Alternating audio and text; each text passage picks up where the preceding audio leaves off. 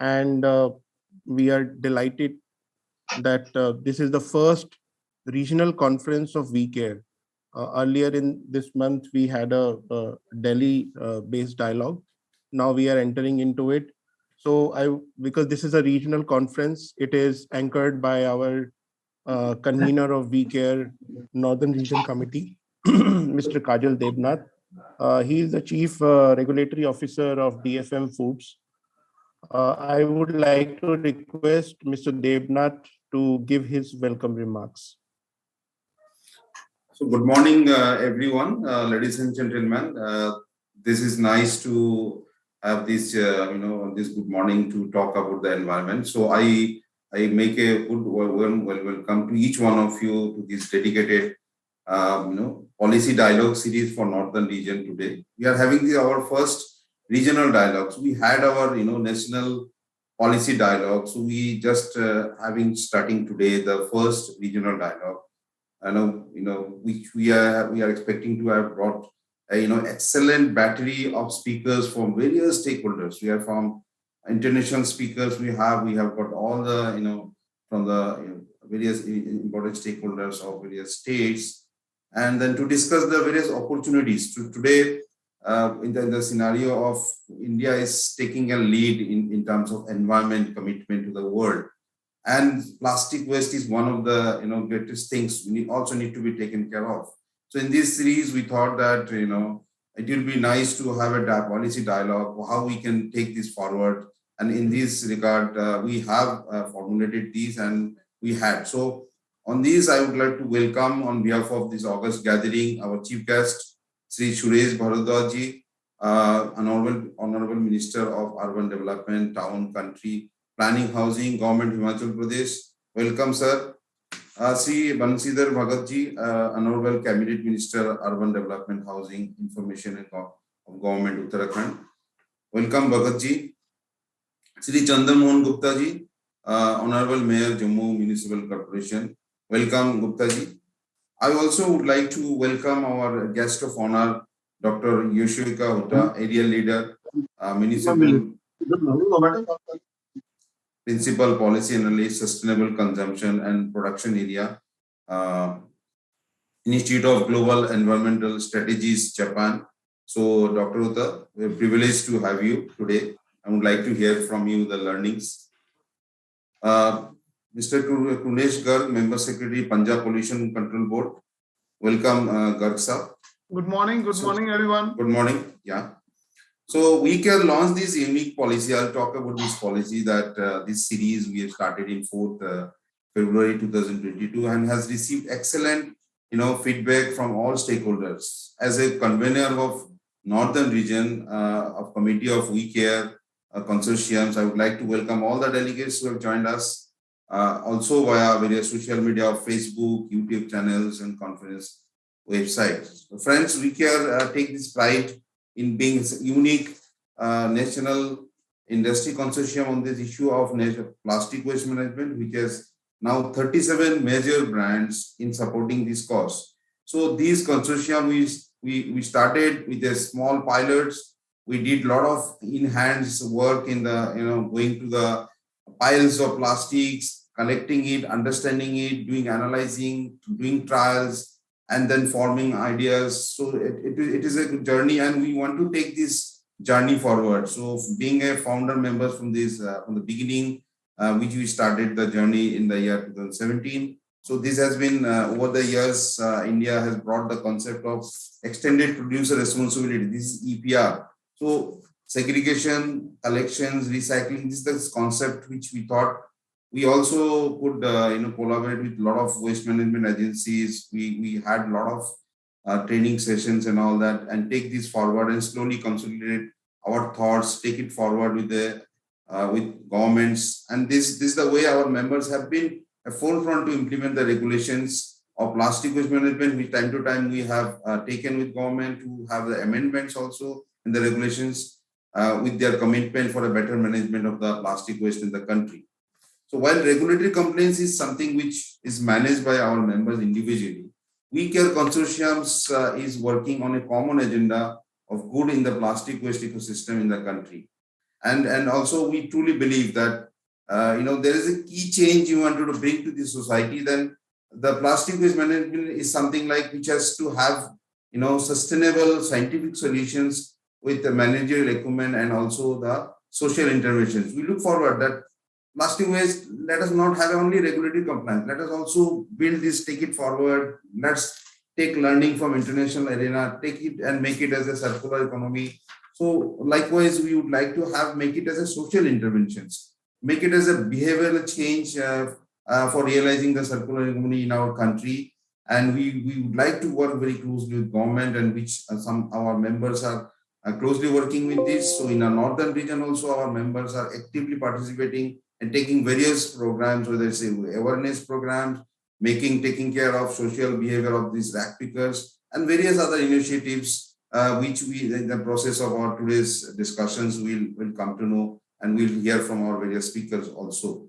So over the years, we have not been able to address the issues of absence of this segregation of waste at source, which is leading to a plastic waste leakage to the environment. So there are pockets where we did in some places of Delhi. There are very good work. Some apartments, there is a source segregation has happened, but this has to have across the countries where the citizen has to come forward, has to participate. If segregation at source itself it is segregated, then it becomes very easy for taking it further for recycling and other purposes. So and otherwise it's like it does not take much of encouragement for the creating value of the waste also to be for processing. So this is one of the very important thing, that source segregation is very important and critical things which need to be taken care of.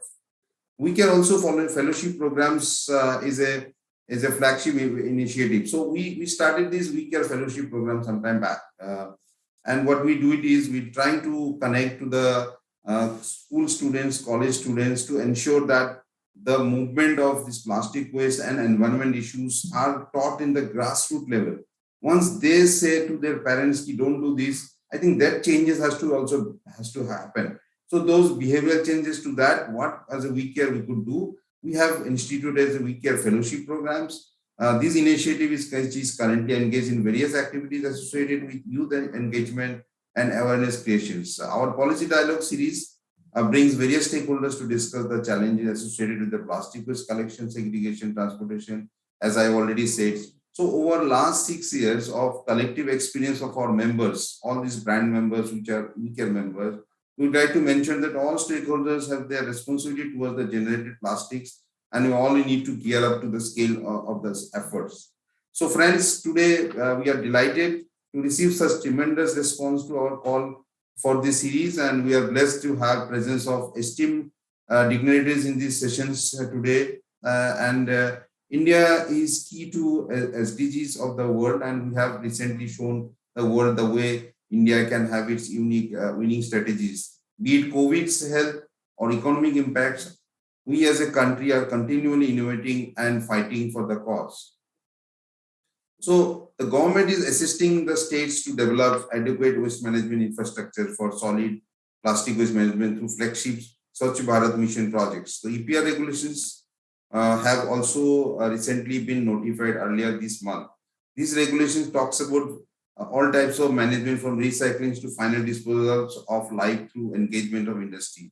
So there are good things which is happening. Like we don't want it to remain to be only limited to having discussions of segregation, and well, there are other means of alternative packagings. We have engaged with the Niti Aayog, and they have given us a task to really take this forward of alternative plastics. There are other means of technological things to adopt on these various lines. Apart from this segregation, also important for this part of plastic waste, sustainable plastic waste management, which as WeCare we are taking forward. So the considerable targets for the industry has been taken, and also we require all stakeholders to join hands and leverage each other's strength. So some brands has got a good connection to the international level, they have good knowledge, and so others we are trying to give a hands-on learnings of those brands to give us to this platform WeCare. So that is something which we have initiated. We look forward for that. So friends, we aim to realize that circular economy in our country, India also led the world while reducing the carbon intensity of the economy. However, we would need to work together through win-win partnership models and deploy the best available technologies to recycle the plastic waste in truly circular manner.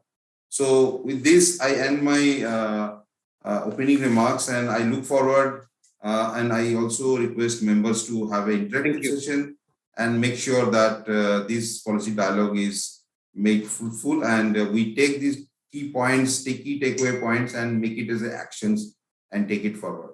Thank you. Thank you. Thank you so much, Kajanji, for briefing and setting the tone, giving the direction of the discussion that we are going to do, and also briefing about what WeCare is doing. I will request, अगर हमारे साथ honourable governor mayor sir हैं, मैं mayor sir सबसे पहले स्वागत करते हुए आपको हमारे इस कार्यक्रम में अपने बिजी शेड्यूल से टाइम निकाल के हमारे साथ ज्वाइन किए। सर, जम्मू काफी हमने सरकार की जो भी नीति है, पॉलिसी है, हमने देखा है जम्मू हमेशा फ्रंट पर रह के उसको इम्प्लीमेंट करते हैं। ऑनरेबल मेयर सर, अगर आप हमें सुन पा रहे हैं, रिक्वेस्ट करूंगा आप कैमरा के साथ अगर आए। ऑनरेबल मेयर सर, अगर आप सुन पा रहे हैं, otherwise we will go to our Akram, I can't see Mayor sir in the list of panelists. Maybe he had dropped off out of bad network or so. Yeah. Sir got disconnected maybe. Yeah.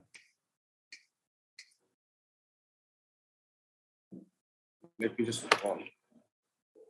Okay, by the time, let me then quickly invite our Honorable Member Secretary, Kuresh sir. Kuresh sir, if you are here.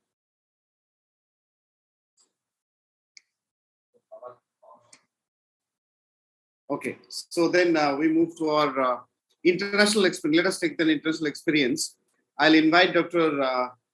Yeshuhiko Hota from one of the leading organizations of Japan to kindly brief us or give us the global experience at the beginning. By the time our speakers from here, I'll then invite them. Dr. Hota. Yeah, thank you very much for inviting me for this opportunity to share our experience. So today I'd like to talk about establishing circular economy and the opportunities and challenges for application of extended producer responsibility. So our organization is an Institute for Global Environmental Strategies, and last 15 years or so, we have been supporting Asia Pacific countries to mainstream the circular economy policy, 3R policy, and application of extended producer responsibility, and so on. So based on that experience, I'd like to share my views. Yeah. Yeah. Dr. Hota, I'm really sorry to interrupt. If we can have Honorable Governor, Honorable Mayor Sir has just joined back. So let us just hear back from what he says, and then we'll just restart. Please. Yes, please go ahead. Mayor Sir, क्या आप camera on कर सकते हैं? थोड़ा सा there's an internet issue always there from Jammu. So we'll just have जी sir, Jammu Kashmir हमेशा जब भी सरकार की नीति आती है कोई, तो आगे आके सबसे पहले उसको इम्प्लीमेंट करते हैं, उसके अवेयरनेस बढ़ाते हैं जम्मू में। तो आपसे सुनना चाहेंगे सर, सरकार ने जो स्वच्छ भारत मिशन जैसे स्कीम्स लाए, उसके बाद अभी सिंगल यूज प्लास्टिक के ऊपर सरकार काफी कड़ी कदम लिए हैं, और पूरे देश में सिंगल यूज प्लास्टिक के ऊपर सरकार चाह रहे हैं कि उसको बैन अगले साल से हम उसकी इस्तेमाल कम करें और स्टॉप करें। तो जम्मू किस तरह से इनिशिएटिव ले रहे हैं सर, आपके लीडरशिप में, आपके म्युनिसिपल कमीशन की लीडरशिप में, थोड़ा सा हमारे देश की जनता के लिए। सबको जो ज्वाइन कर रहे हैं, सबको नमस्कार, सत श्री अकाल, आदाब और जय माता की। मैं जम्मू बहुत आगे बढ़ रहा है। जब 19-20 में सर्वे संरक्षण आया था हमारा, तो हम 329 नंबर में थे, 329। 20-21 का जो हुआ तो उसमें हम 224 नंबर पे आए।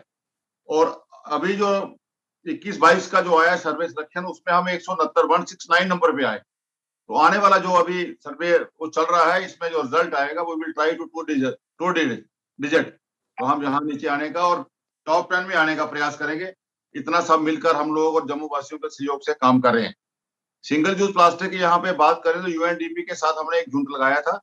उसको सारा सिंगल यूज प्लास्टिक लगभग 2-2.5-3 हजार मीट्रिक टन हमने सिंगल यूज प्लास्टिक उसमें इकट्ठा करके उसको प्रोसेस करके, चाहे वो पेट बॉटल थी, चाहे पॉलिथीन था, चाहे उसमें और दूसरा बाल्टी जग टब वाला जो मटेरियल था, उसको करके आगे प्रोसेस किया।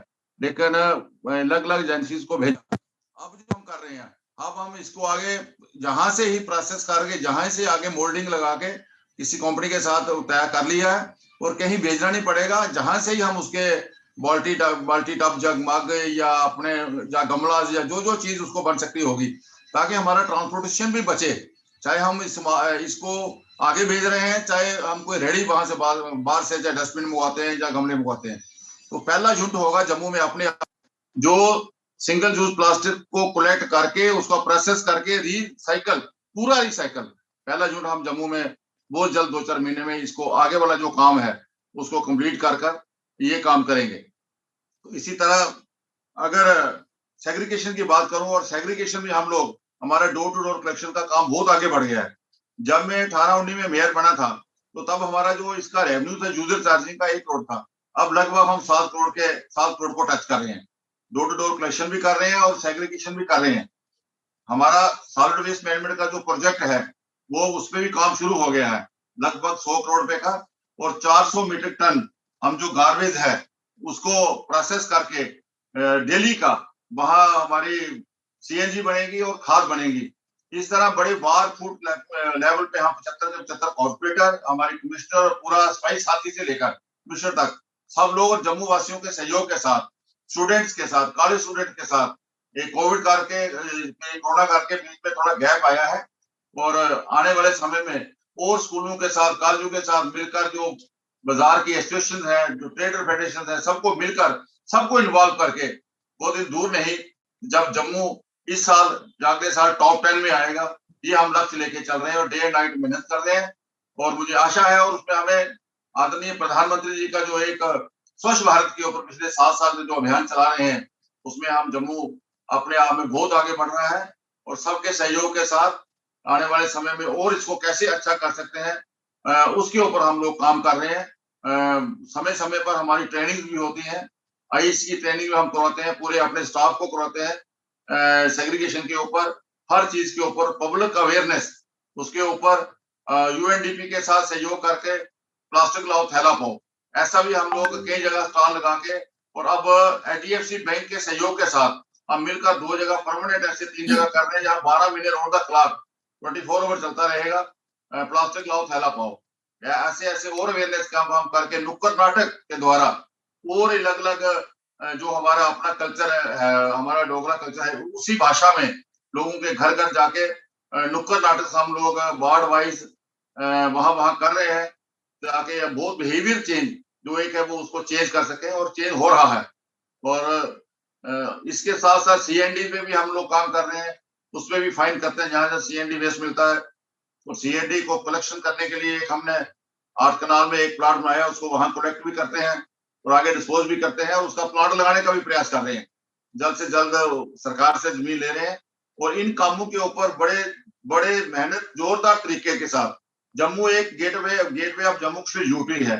जम्मू एक ऐसा शहर है जहाँ वैष्णो देवी के लिए, अमरनाथ यात्रा के लिए देश विदेश से अलग अलग हमारे जो यहाँ बड़े अच्छे अच्छे श्राइन है, शाहदारा शरीफ है, हमारे निगाली साहब है, सिखों का बहुत बड़ा एक स्थान है, और भी बड़े पूरे देश और विदेश से जम्मू जो यात्री जो है टूरिस्ट यात्री आते हैं।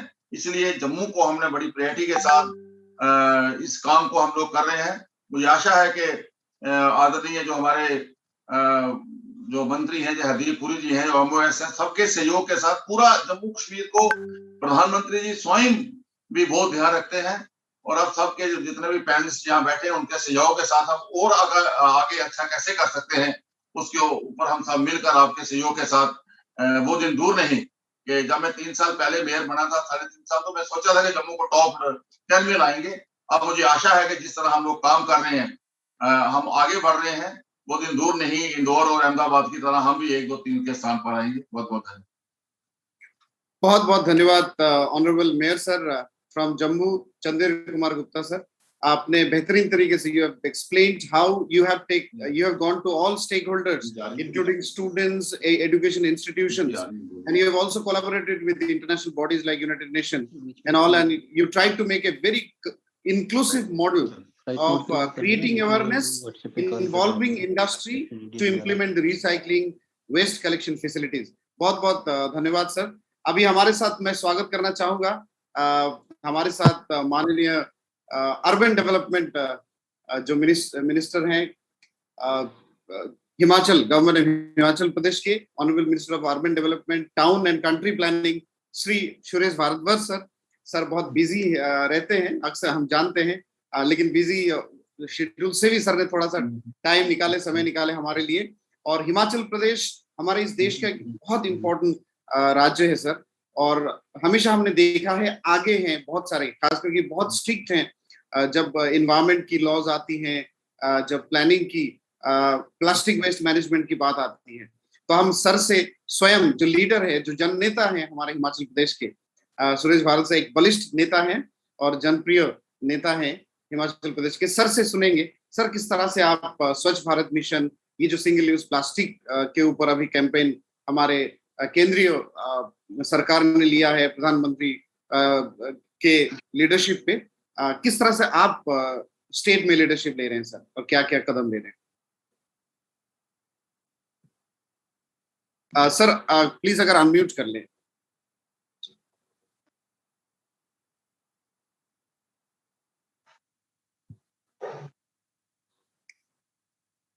मैं आपको अनम्यूट का रिक्वेस्ट दे रहा हूं सर, वो जस्ट आपको क्लिक करके अनम्यूट करना है।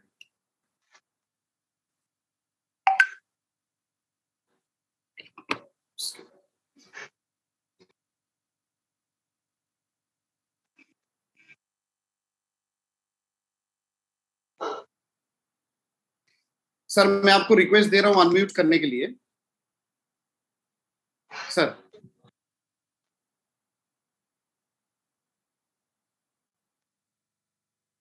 अश्विनी का नंबर है आपके पास? ये जो आ रहा है डेली।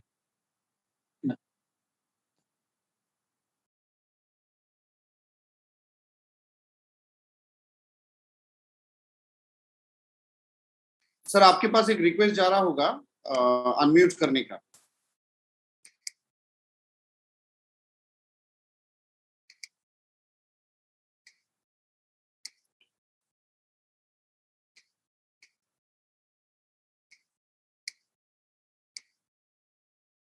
या सर हम आपको सुन नहीं पा रहे हैं, अनम्यूट करना है खाली आपको। एक मैं रिक्वेस्ट दे रहा हूं आपको, बस क्लिक करके उस पर अनम्यूट करना है।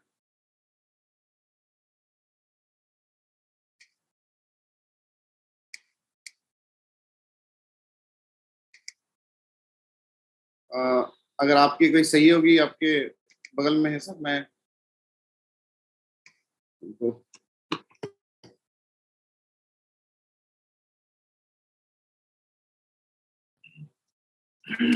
बस क्लिक करना होता है।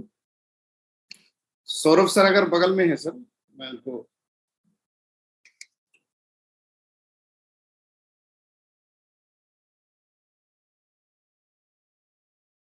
देख पा रहे।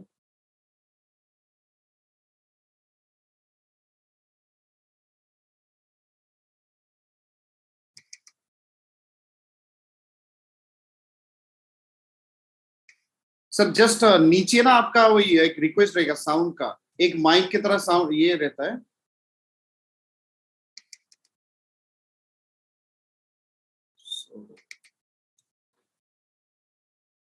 Little bit of technical glitch, you know,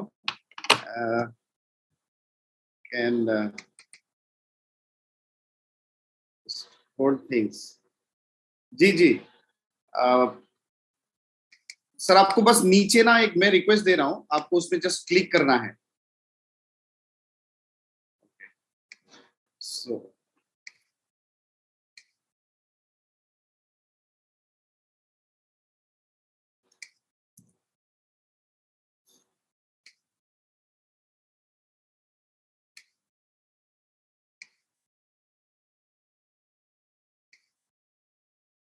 ji, camera आपका तो ऑन हो रहा है सर। ये मैं अनम्यूट का रिक्वेस्ट दे रहा हूँ आपको। कुछ एक ये आ रहा है क्या request?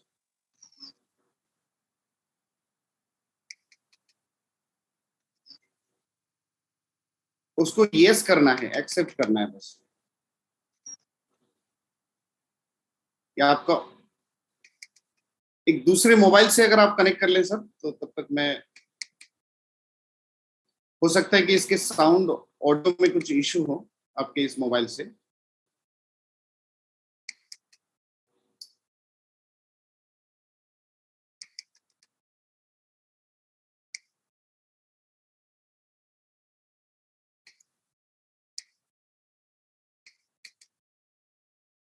Akram, Mr. Zach Yeah, Abdi is there and he's there. looking to upgrade. Yeah. Yeah. So what we will do, should we go to Pradesh sir?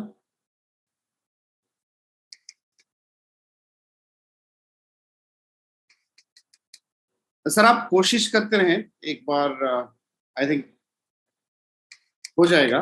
और ये नहीं तो एक दूसरे सिस्टम से अगर आप ज्वाइन कर लें तो एक बार ट्राई कर लेते हैं। So Kamal, we go to. Yeah.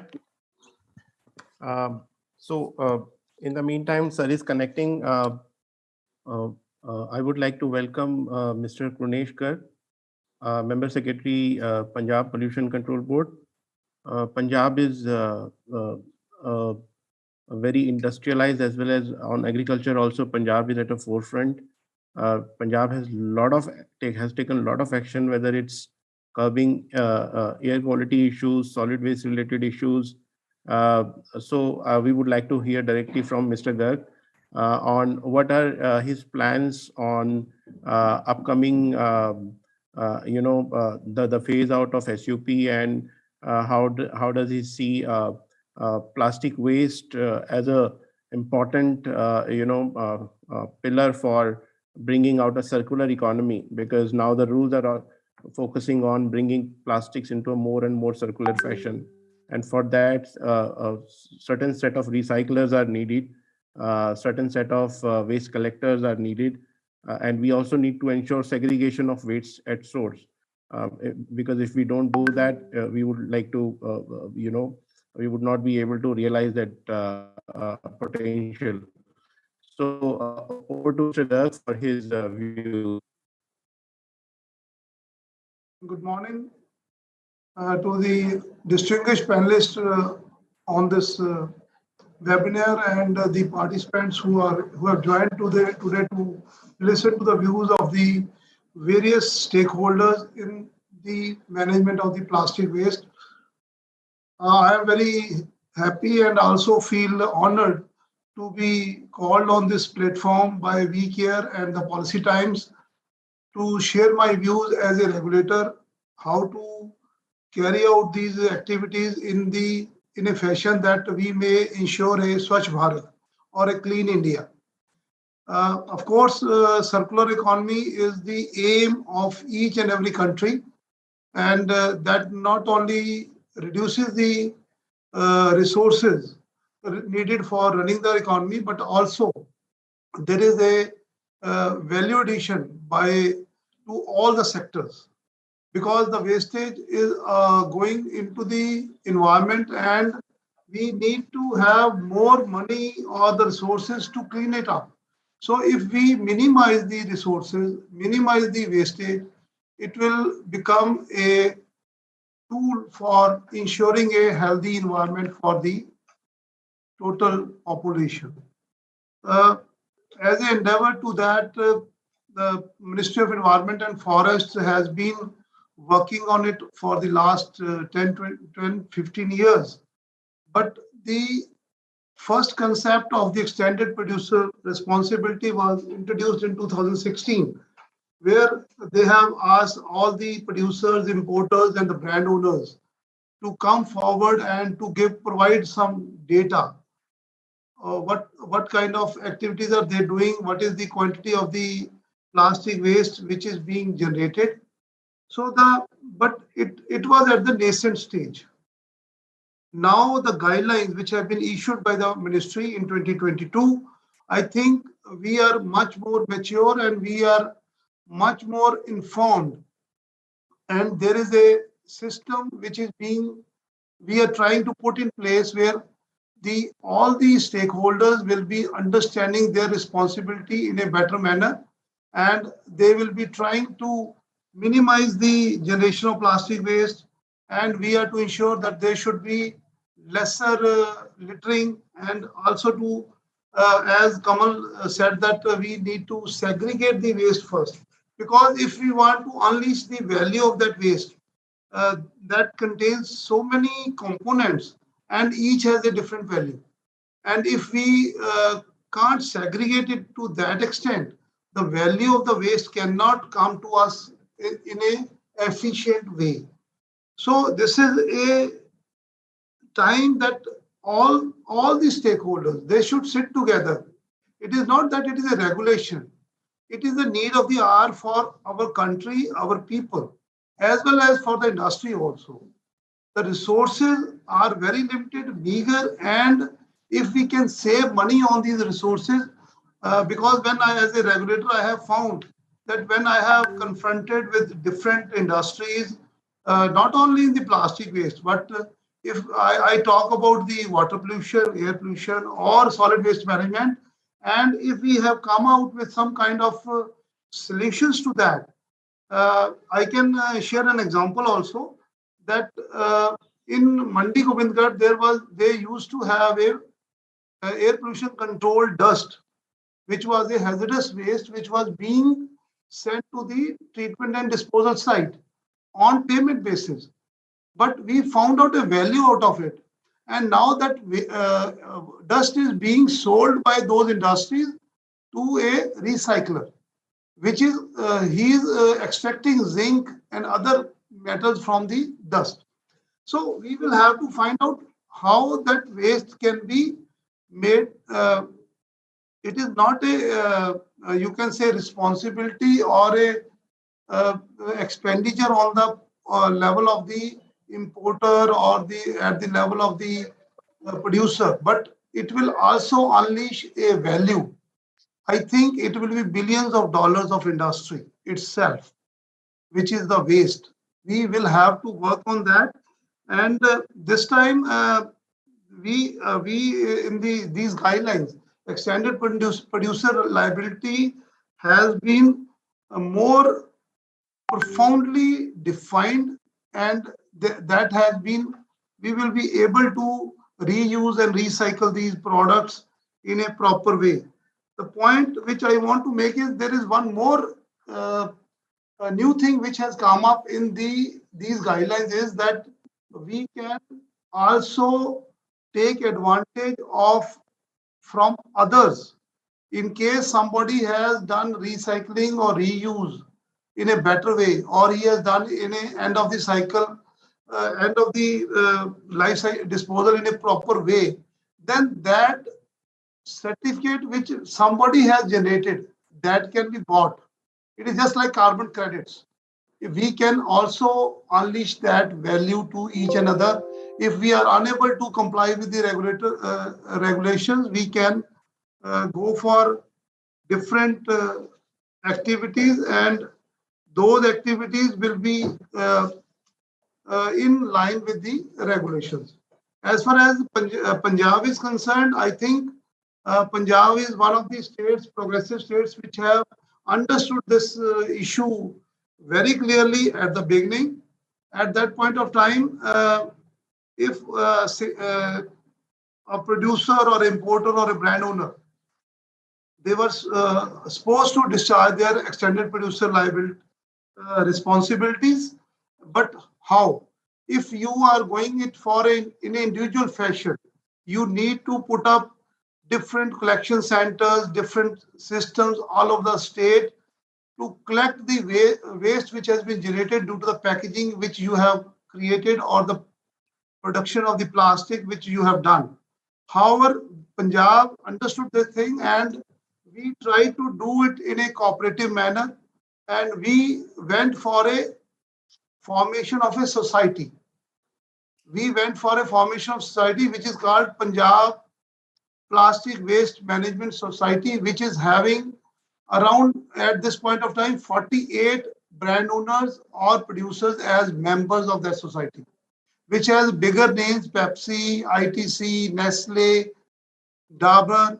Everyone who is selling their products in Punjab, they have become a part of that society, and that society, in a collective way, as you said, Mr. Devnath, that there is a consortium which is helping each other to understand the policy, to you guide the policy makers, etc. Similar way, we should have to come together for collection of the waste.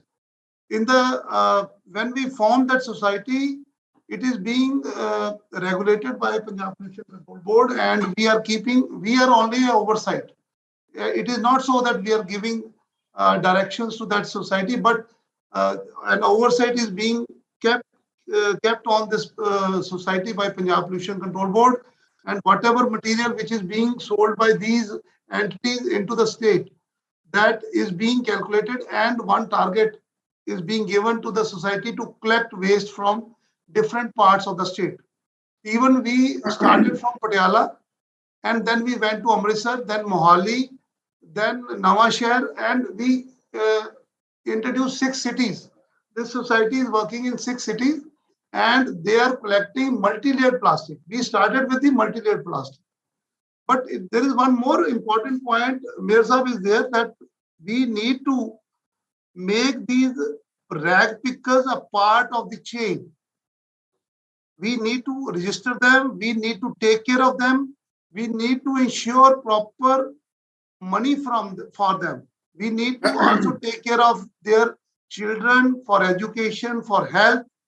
And in case, when you say that it is a extended producer responsibility, it is not only collecting the plastic waste. Yeah. It is not taking the value back to yourself. It is the value to be given to the guys who are working for you, who are collecting that waste. Whenever I talk to our society is being, I think work is being taken care of by IPCA. So when they come to me and they say that the brand owners say that the collection rate is they are giving a less collection rate, then I say that it is not the only collection rate.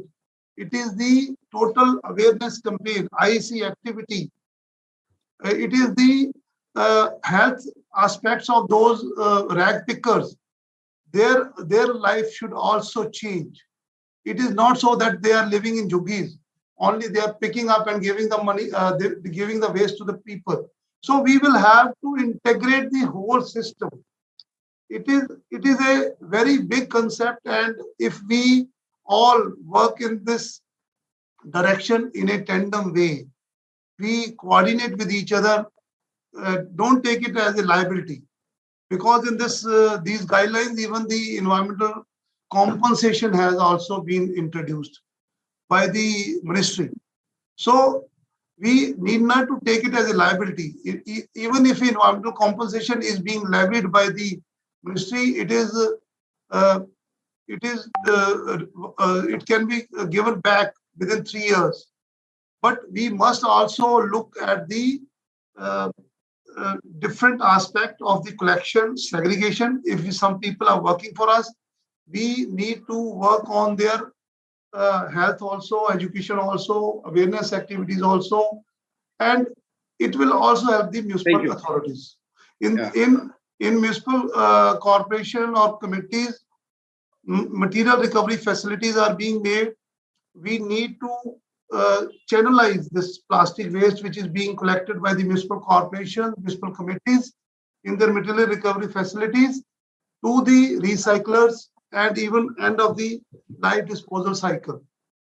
So we all are, I think, a team where we will have to work together, and we will have to look for innovative solutions, innovative systems, so that we can ensure the collection of the plastic waste and we are free from it.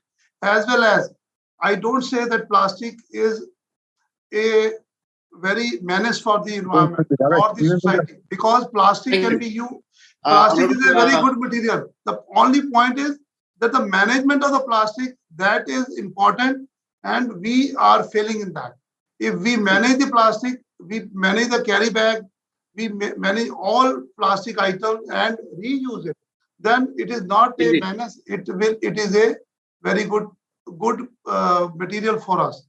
On this note, I thank you, the Policy Times, as well as the WeCare, and all the distinguished guests who have given me this opportunity to speak on this point. And I must also intimate the August gathering that we have collected 9,000 metric tons of multi-layered plastic in Punjab through this Punjab Plastic Waste Management Society. And it is not so that this is this year figure. Thank you, sir. We are working on this. Thank you very much. Thank you. Please be here with us, sir. We will listen to you more. Actually, हमारे साथ honourable minister जी हैं हमारे उत्तराखंड से. हम सब जानते हैं उत्तराखंड में लाइफ में एक बार जाना हर इंडियन का एक ख्वाहिश रहता है कि हम उत्तराखंड घूमने जाएंगे. और बहुत इंपॉर्टेंट एक राज्य है हमारे इस देश का. और उस राज्य के जननेता, जनप्रतिनिधि और एक जनता का लीडर हमारे साथ हैं जो बरसों से उस राज्य को सर्विस दे के आए हैं अपने लाइफ में. तो मैं स्वागत करना चाहूँ, वेलकम करूंगा हमारे Shri Banshidhar Bhagat sir, honourable cabinet minister, urban development, housing, information, government of Uttarakhand. और सर बहुत सारे पोर्टफोलियो पे सर काम करते हैं. सर, भारत सरकार ने स्वच्छ भारत मिशन जैसे एक बहुत बोल्ड कदम लिए पूरे देश को साफ करने का. उसके साथ बहुत सारे पॉलिसीज लिए, जैसे सिंगल यूज प्लास्टिक एक पॉलिसीज जो सरकार के अभी सर आ रहे हैं, उसमें अगले इसी साल से सरकार का कहना है कि हम जो सिंगल यूज प्लास्टिक है उसका इस्तेमाल बंद करेंगे. ऐसे बहुत सारे EPR पॉलिसी है सर जहां पे हम प्लास्टिक रिसाइकलिंग पे सरकार कदम लिए हैं. तो इन तमाम मुद्दे पे सर आप उत्तराखंड में अब हमारे लीडर हैं इस क्षेत्र के, तो आपसे सुनना चाहेंगे सर कि किस तरह से उत्तराखंड इस पे आगे काम कर रही है. नमस्कार. सबसे पहले मैं आप सभी का आभार प्रकट करता हूं जिन्होंने इस कार्यक्रम का आयोजन किया है, और उनको भी मैं नमस्कार करता हूं जो इसमें वक्ता के रूप में शामिल हुए हैं. उद्योग जगत के लोग हैं. प्लास्टिक एक गंभीर बीमारी के रूप में उभर कर आई है. सफाई के नारे तो शुरू से दिए गए, लेकिन प्लास्टिक की ओर विशेष ध्यान किसी का नहीं गया. वर्तमान में नरेंद्र मोदी के नेतृत्व में सफाई का जब अभियान आया तो उसमें प्लास्टिक को भी केंद्रित किया गया है. प्लास्टिक कोई छोटी मोटी बीमारी नहीं है. प्लास्टिक हर क्षेत्र में गंदगी फैला रहा है. खेती के क्षेत्र में अगर हम देखें तो आजकल तमाम कूड़ा लोग नहरों में डालते हैं और वो जाके खेतों में जाता है, और उसके कारण खेती ही खत्म हो गई. तो ये एक बड़ा महत्वपूर्ण मामला है जिसकी जिक्र आप कर रहे हैं. लेकिन इसके लिए सबसे बड़ी बात है कि अवेयरनेस की जरूरत है, जन जागरण की जरूरत है. आम जन इसके बाद प्रति चिंतित हो कि प्लास्टिक ठीक नहीं है, इसका कोई ना कोई उपयोग होना चाहिए. तो इसके लिए उपयोग के भी कई साधन वर्तमान में हुए हैं. बिजली, बायोगैस आदि बनाने के प्रयोग में लिया जा रहा है. लेकिन वो बात नहीं है. हर चीज में प्लास्टिक का उपयोग हो रहा है. मैं तो ये कहना चाहता हूँ, प्लास्टिक बंद क्यों रहा है, थैले बंद क्यों रहे, वहीं से बंद हो जानी चाहिए ताकि फिर आगे जरूरत ही न पड़े. तो कहीं ना कहीं हमको अगर वो नहीं होता तो जन जागरण की आवश्यकता है.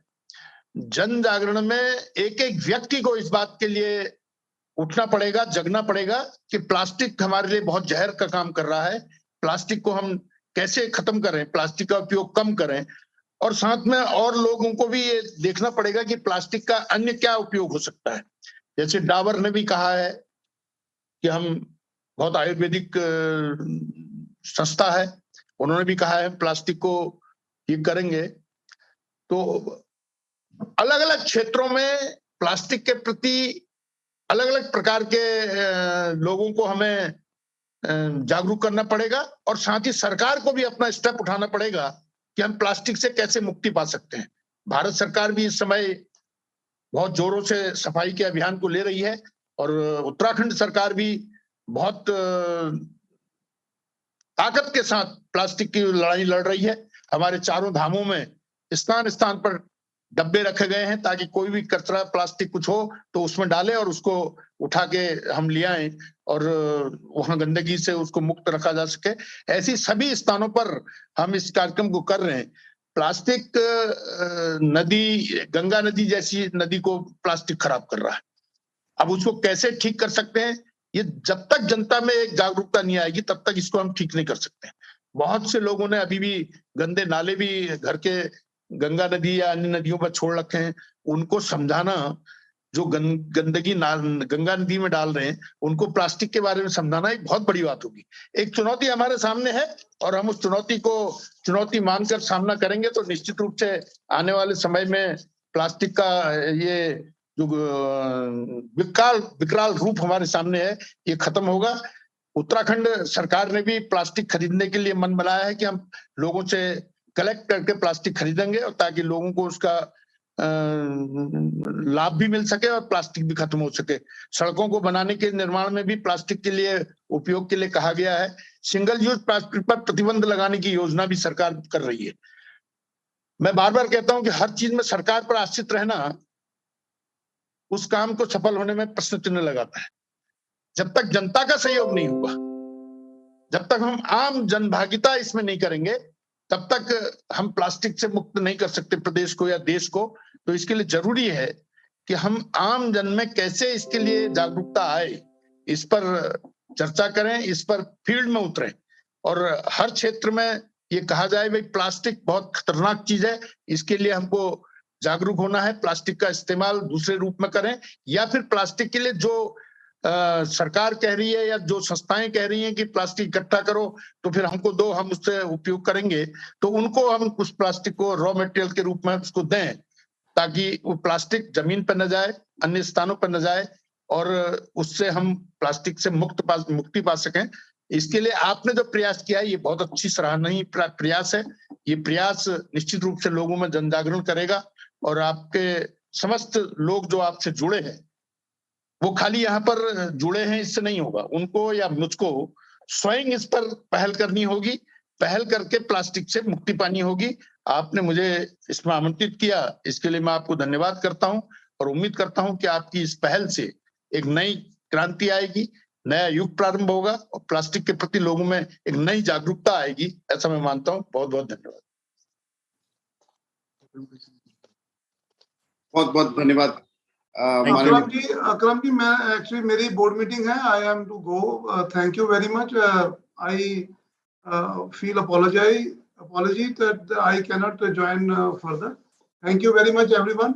I am thank you so much, sir. Thank you so much, Honorable Minister sir. आपने बहुत ही बाखूबी तरीके से you have highlighted the importance of awareness और WeCare policy dialogue series sir हम जो लिए हैं इसका खास एक मकसद जो है कि पूरे देश में जितने भी स्टेक होल्डर हैं, चाहे वो हमारे छात्र छात्री हो, हमारे एजुकेशन के जो लीडर हो, हमारे जो छोटे छोटे रिसाइकलर भाई काम करते हैं, हमारे जो बहुत सारे सफाई साथी लोग काम करते हैं ग्राउंड लेवल पे, हम ट्राई किए हैं कि as many as stakeholders be involved and पहले अवेयरनेस करें, उसके बाद एक रोड मैप डेवलप करें कि किस तरह से यहाँ से हम आगे क्या करें, किस तरह से प्लास्टिक इस्तेमाल को रिड्यूस करना है। एक दूसरा कि जो भी प्लास्टिक तब भी इस्तेमाल हो रही है उसकी प्रॉपर कलेक्शन और रिसाइकलिंग हो।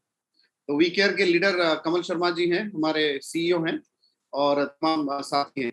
बहुत बहुत हमारे कमल शर्मा जी को भी और अकरम जी आपको भी बहुत बहुत इस कार्यक्रम के लिए बहुत बहुत बधाई, धन्यवाद। अच्छा पहल आपका है और इस पहल के कोई न कोई सकारात्मक परिणाम आएंगे ऐसा मैं मानता हूँ। Thank you sir, thank you for your blessing sir, thank you. धन्यवाद सर। सो हम आगे बढ़ेंगे सर, हमारे और कुछ स्पीकर्स हैं तो हम उनसे सुनेंगे। We stopped Dr. Hota, so I'll request Dr. Hota to kindly continue because our another minister will be joining us soon. Dr. Hota, please. And I really apologize for the interruption. No, it's okay. So what I'm trying to tell now was the importance of the action in Asia, because like in 2000, like waste generation in Asia occupies the around 24% of the world waste generation. But in 2050, there is an estimation that the waste generation in Asia will occupy more than 30%. And this corresponds to the fact that the many waste and plastic related studies pointing out that Asia is a hotspot of the plastic pollution as well. So the action in Asian country, including India, is very much crucial, not only for India, but for the global community. And but the current waste management practice, as we know, in many countries is still dominated by open dumping and non-engineering the landfill. So we face many waste environment-related issues, health issues. And at the same time, along the economic development, the characterization of the waste will change. So in many emerging economies, such as like China or Thailand or Indonesia, still that the organic waste, biodegradable waste, food waste is occupying very high ratio, but increasingly along the economic development, recyclable waste such as plastics, paper, metals will increase. So that's why I think the promotion of recycling becoming more and more crucial for the emerging economies like in India. And as we all know that recycling has many benefits, not only by promoting for the environment, but as a colleague from the Pollution Control Department mentioned, that it has many opportunity for replacing the virgin metals, virgin materials, and then reducing the consumption of the virgin materials. At the same time, that as we know that recycling now in the many developing economies is dependent on mainly on the market-driven activity, but along the rapid economic development and also the increasing waste generation and environmental awareness, it is becoming difficult to continue only as a market activity. So we need a governmental intervention as well as collaboration with industrial sector to promote recycling in more organized manner. The challenges for promoting recycling as a policy that we all know that there is some issue to increase the capacity of the government to collaborate with the different stakeholders. And also not only the Ministry of Environment or Ministry in charge of the urban development can handle this issue, but you need to collaborate many other ministries like a ministry in charge of industrial policy and so on. And because recycling policy needs industrial infrastructure and technical capacity to handle the recyclable materials, also that once that the recycling material is collected and processed, we need a market to create green jobs and to boost the local economy. So how to improve this kind of challenges? Firstly, I think it is very crucial to set up a clear strategy and policy objectives, but not only that, we need to follow up how the progress is made in these setup strategies and actions. And as I mentioned, coordination among different ministries and the local governments is very crucial. And for promoting circular economy and recycling policy, we need to link recycling policy with infrastructure development because we need technical capacity for recycling and certain industrial processing capacity. And to have a proper ownership among the stakeholders, we need to promote collaboration among stakeholders, especially participation from citizens and awareness raising. And this is most important. We need to have a very stable recycling market. In that context, like extended producer responsibility, it could be one of the very advanced way to promote such kind of the governmental initiative as well as stakeholder collaboration. And the extended producer responsibility extends the responsibility of the products from the raw material extraction and production to distribution into waste management and recycling. And it got the three objectives. So it is to tackle the improper treatment and illegal dumping by improving waste management and resource recovery, to overcome the cost of proper treatment and recycling, integrating environmental externality to consumption production, and to promote design for the environment. As India started to incorporate the extended producer responsibility concept to its recycling policies, many Asian countries started to introduce this concept. And I think the plastic pollution has posed a new opportunity to introduce further to packaging and plastics. And that is likely to going to expand to not only to developed economies, but for emerging economies such as India, China, and other countries. But what we need to do is phased approach. So we cannot introduce extended producer responsibility very in the full package manner immediately.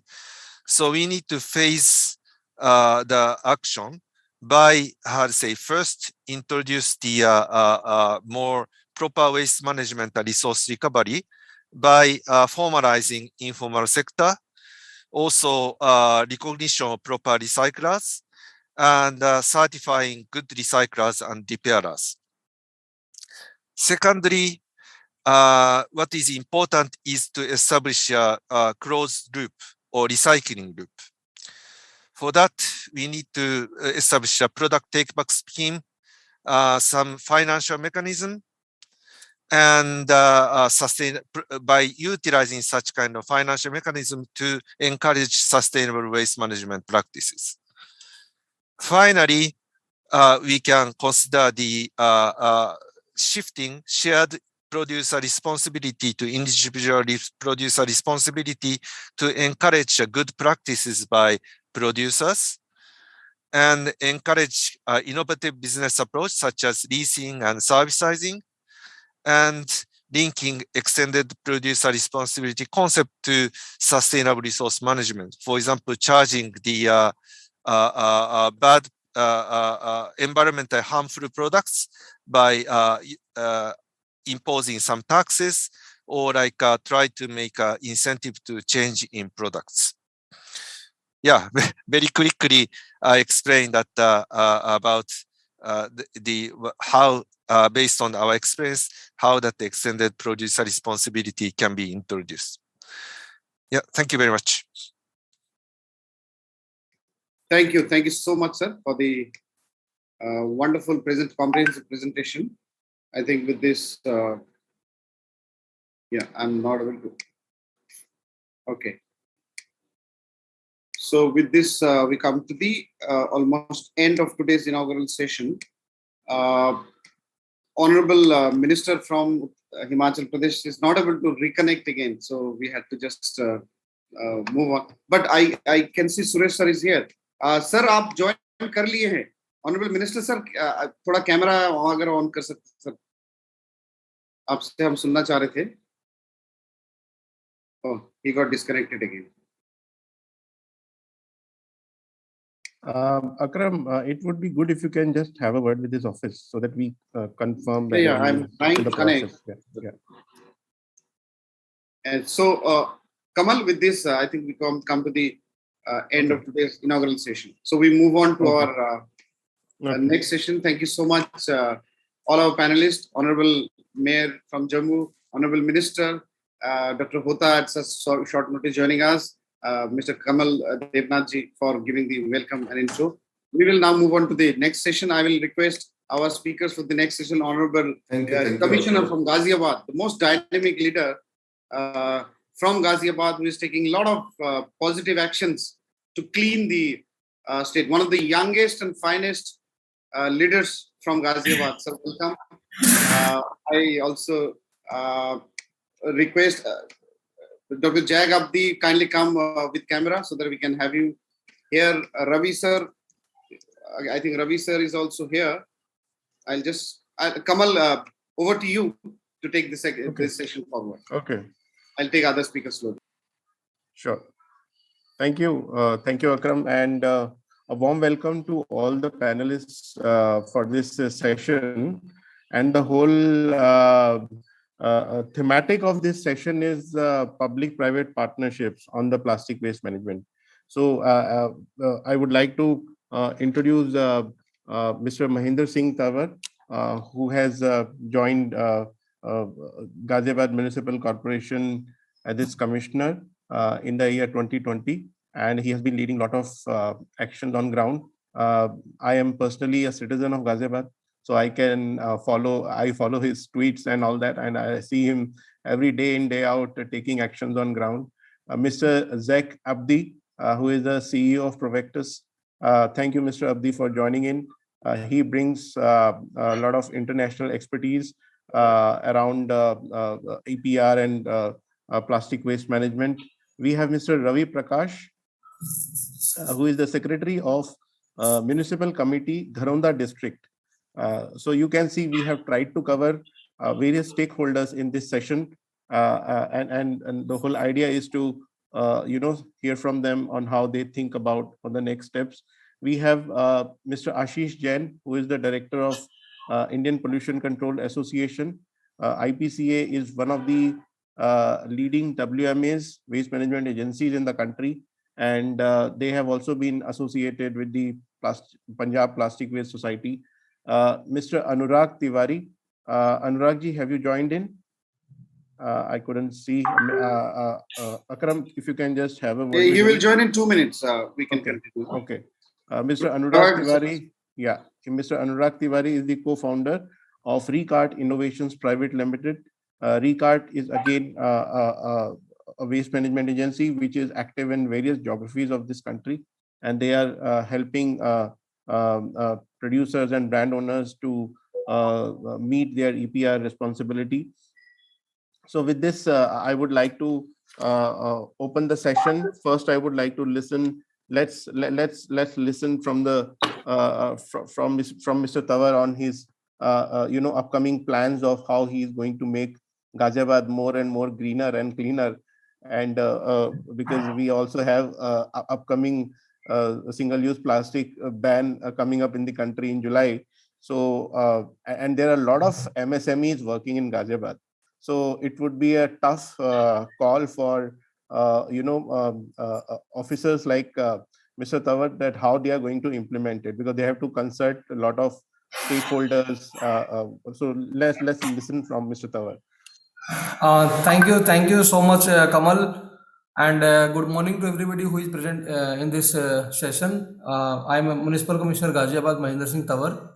मैं आज जो बातें share करूंगा, क्योंकि my topic is public private partnership in plastic waste management, तो उसकी मैं बात करूंगा। और तो दो तीन चीज़ें हम लोग जो गाजियाबाद में कर रहे हैं, मैं उसके बारे में शेयर करना चाहूँगा।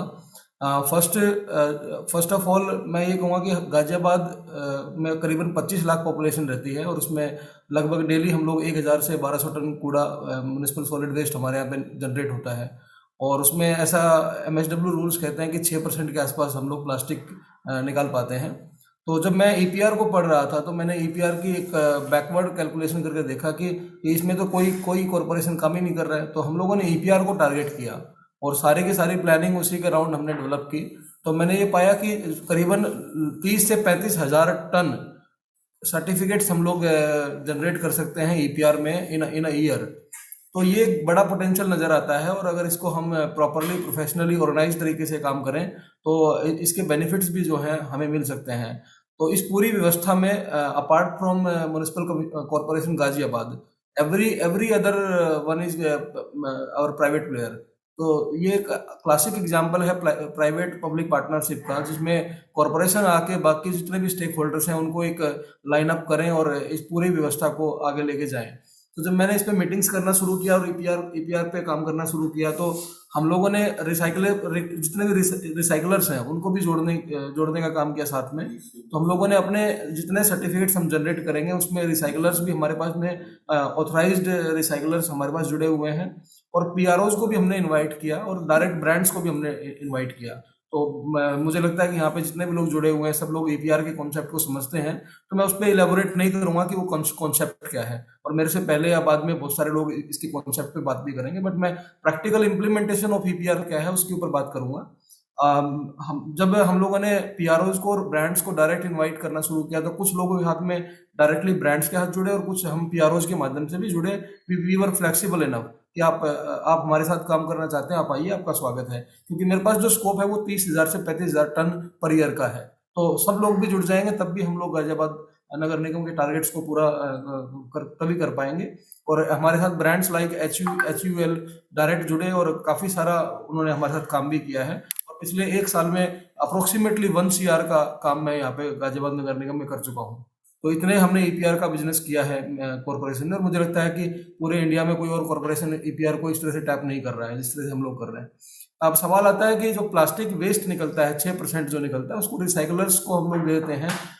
एक और हमने इसमें इनकम मॉडल ऐड किया, वो ये कि ड्राई वेस्ट को मैंने सेल कर दिया। तो पूरा का पूरा ड्राई वेस्ट सेल किया और उसमें प्लास्टिक वेस्ट हम लोग अलग से ले लेते हैं और बाकी की वैल्यू लेते हैं।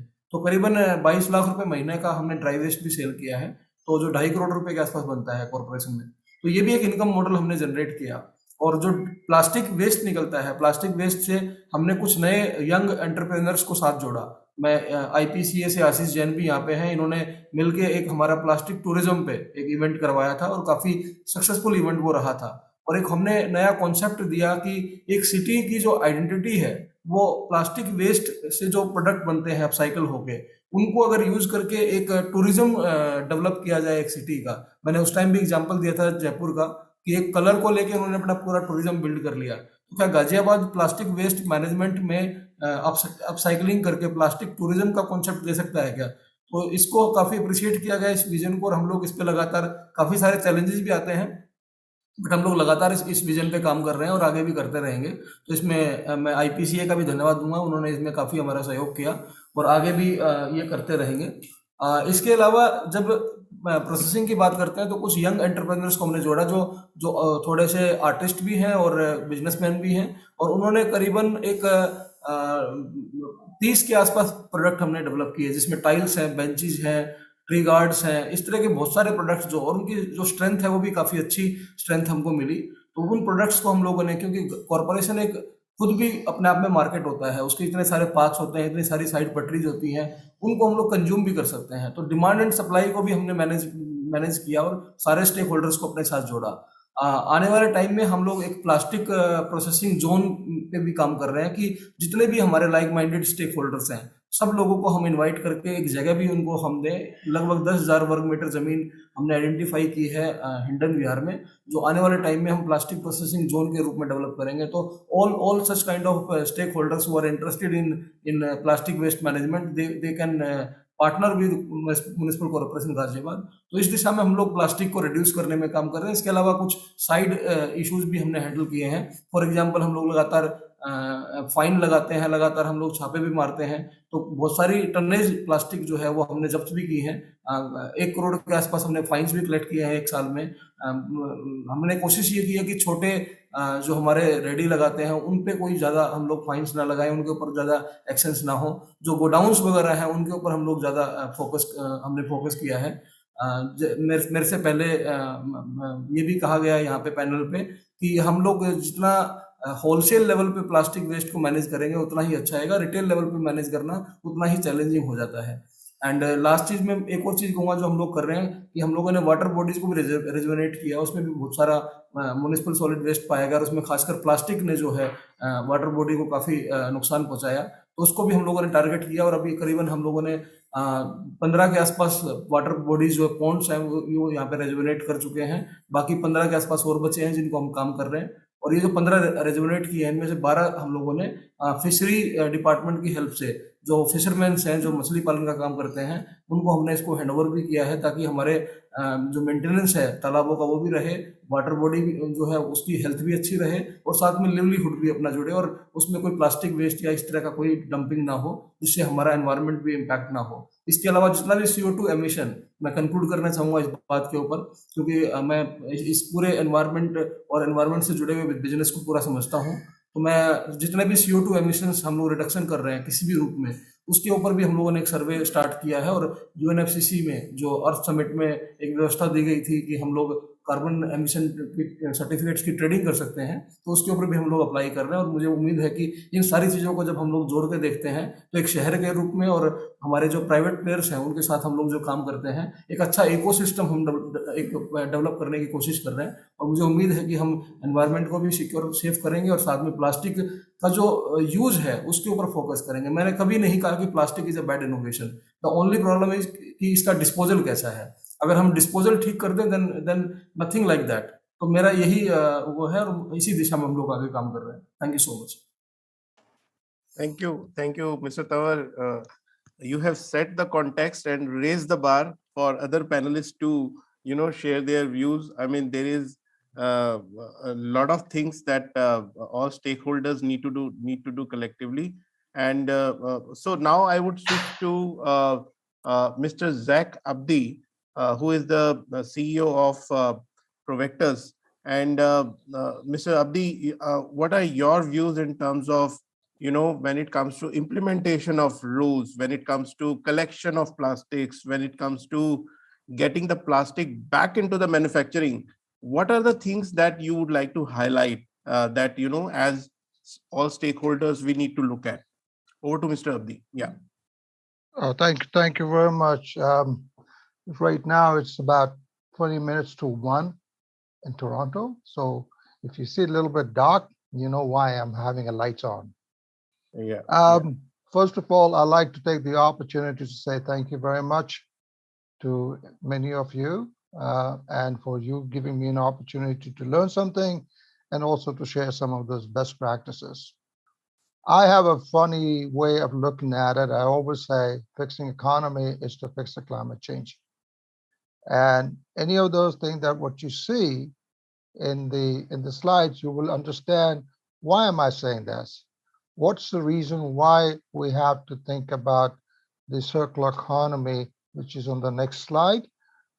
You will find that the economy that we're talking about, what is circular economy? If you go to the next slide, please. Mr. Akram, I can't seem to have that access. There you go. So if you take a look at innovation to propel economy and create legacy. Now, I tried to understand some of those people who were talking about the way to go about bringing awareness. Awareness can only will happen when you and I, when we create legacy. India, I am so happy to know that India happens to be one of the fine example of many of the plastic creating circular economy from plastic use or plastic waste, as a matter of fact. If you go to the next slide, please. Take a look at this. India is one of the few countries in the world that has allocated 2% of the average net profits of companies. 2%, that's a lot of money. But then again, if you take a look at it, the people who are getting that 2%, who is getting the opportunity of showcasing the CSR funding, they have to have 100 or 1,000 crores. That will be something like lots of money, from what I understand. So my point is again is that why can we not change or implement EPR and ESG in this mandate? So if you will have the ESG and don't go back again, please. Yeah, stay there. If you look at the ESG and EPR, in conjunction with 2% of what the government is putting aside, the amount of money, there is a lot of opportunity by which we can create the opportunity of sustainability and creating legacy. Legacy meaning educating people, education from the grassroots level and all the way up. Next slide, please.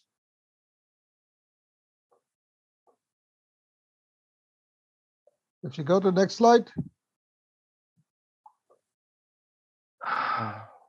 Now, I am going to share with you some of the best practices that what we're having in the places like Dubai, because Provectus Middle East is operational in Dubai as well as Provectus Enterprising in Canada. So if you take a look at this snapshot of our green economy indicator, you'll be happy to see or notice that most of the item that is listed there are municipal solid waste. So if municipal solid waste is what we pay for it, why not we make something out of it to make it or create circular economy? Now, most of the time, people have been blaming oil and gas companies and saying that, well, it's because of the oil-based, plastic is oil-based, and that's why we're getting all kinds of problems. But people in India paid money for the oil, the crude oil, and refinery is done in India. So plastic is a byproduct of refinery oil product. When you're spending so much money on it, why not utilize it? Why not reuse them again?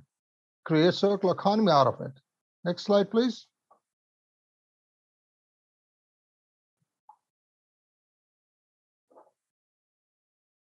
To many, plastic is a nuisance. Absolutely. As you can see by the pictures here, it is a nuisance. Why is it a nuisance? Because when they are not been segregated, they are not been properly used as a resource, then it becomes a nuisance. But if you turn the next one, you will see the next page whereby the same plastic that you see them as a nuisance can become I would like somebody to change the next slide, please. I don't have the access to it, so I don't know how to do that. There you go. Now, the same plastic that you saw, which is floating on the water, and by the way, most of the plastic pollution is happening because of the rivers. Its rivers runs to the sea. So if you take a look at those plastic that you saw, which was floating in the water, polluting the waterways, killing the flora and fauna of the waterways, the same plastic, when it is clean, you can see the same plastic has been made into suitcase. When you can see there's other opportunity by which you can use the same plastic for making tiles or making even building roads. And India has done that. So if India has been a forefront in doing some of those things, why not continue? Why not we learn from people as a best practice to where we can see the circular economy being created? If you go to the next slide, please. What we have done, as a best practice for what we have done, we started collecting used cooking oil by using the PET bottles. Now, many of you who are from Delhi, for example, if you're having a city of Delhi, if you got about, let's say for sake of number, you got 15 million people living in Delhi. That means you got at least 15 million bottles a month is not going to the landfill, because we are using the same plastic bottle for collecting the used cooking oil, by which we convert the used cooking oil into biodiesel. So the number of bottles that was before either been floating on the water or rivers, Yamuna River, for example, or going to landfill. Now that number of bottles have gone down. And one way to do that, what we have done, we created the Eco Warrior program. We encourage the children to be brought awareness to children. We made the children become the ambassador and become the, if you want to call them, marshal within the household, where the children are the one who's telling the mother and parents alike of things to do, the right things to do and not to do. Next one, please. Now, if you may notice, this is the community engagement that we have started in Dubai, whereby we're collecting the used cooking oil from the household, using the plastic bottles. So that number of plastic bottles is no longer going to the landfill. Now there's been thrown away. And we use the same plastic to make something like what I've already shared with you. Next one, please. So one way to do that is that we created the Eco Depot. Basically, I got an idea about Eco Depot by watching some people doing the same thing in India, whereby people are buying trash. If they're buying trash, so to speak, trash, because it's a nuisance to people, or it becomes nuisance when it's been thrown away.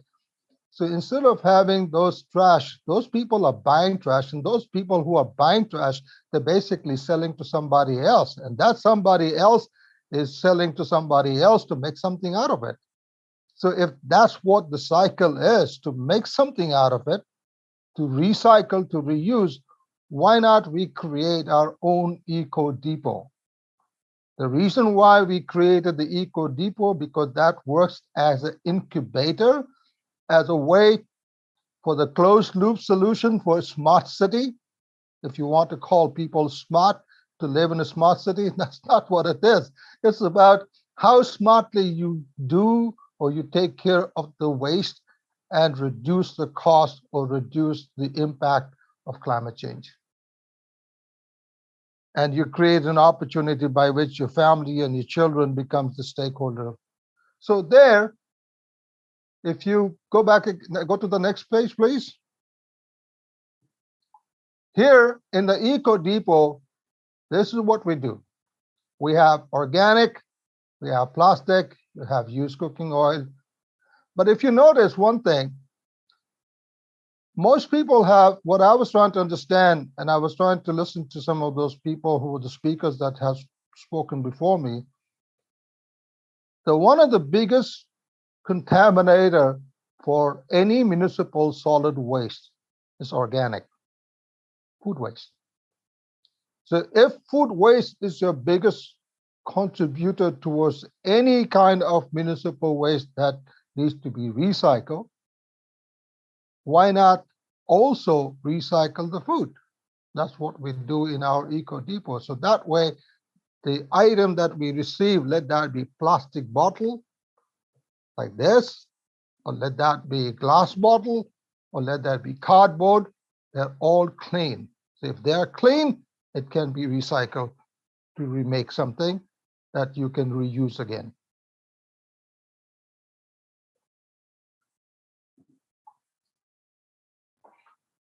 Now you can see that in our Eco Depot, we have all kinds of stuff that's coming in. So that way we are using all the items that we're recycling it to reuse. That creates jobs, that creates an opportunity, at the same time also reduce the number of waste going to the landfill. By doing so, if you notice, we have managed to reduce 85% item not going to the landfill. That 85% that's not going to landfill also means we have reduced greenhouse gas. We also reduce the cost. We also create a circular economy that created jobs. We also create an opportunity by making mineral resources or resources in order for us to use it back again as a part of circular economy.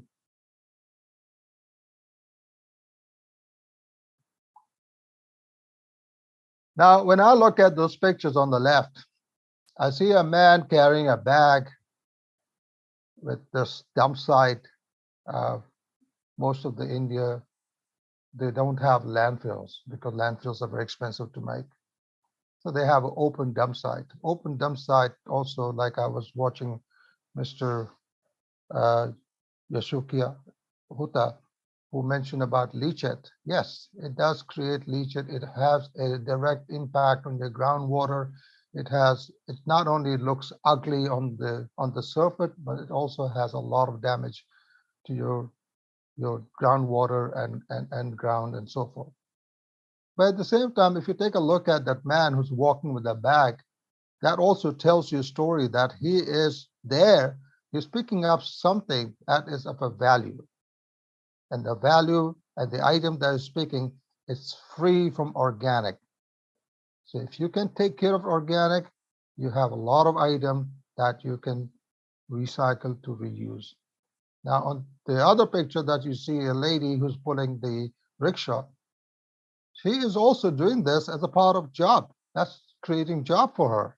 That's creating an opportunity for her livelihood. So if she's doing all of that, why not bring them over to an eco depot? Why not create eco depot in your own city, in your own towns, as a part of your closed loop solution by which you can create jobs at the same time reducing the greenhouse gas that has a direct impact on your climate change. India is one of those places where you're having a massive problem, like many other countries. Now, what we also do is that we give money to people to bring those items. Only if that item is clean. Clean of what? Clean from organic. So if I'm giving them money, I'm giving an example, which is a live example for what we do. There are some places or some area we charge money for the solution that we provide, and there are certain area we give money. For example, if you take a look at the PET bottles right below the cardboard, we're giving them 300 dirham per ton.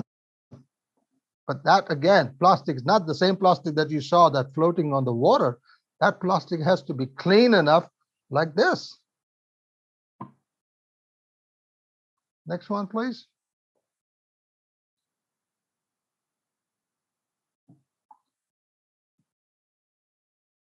Well, the only thing I can say in conclusion, municipal solid waste segregation is important.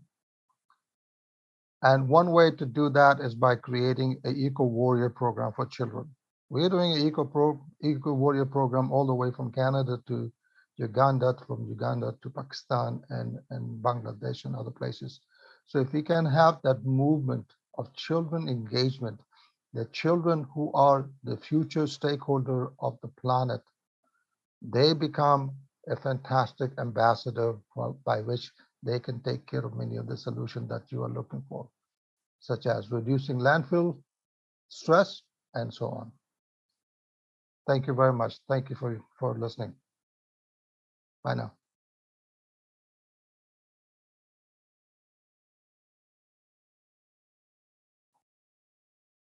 Yeah, thank you. Thank you so much, Dr.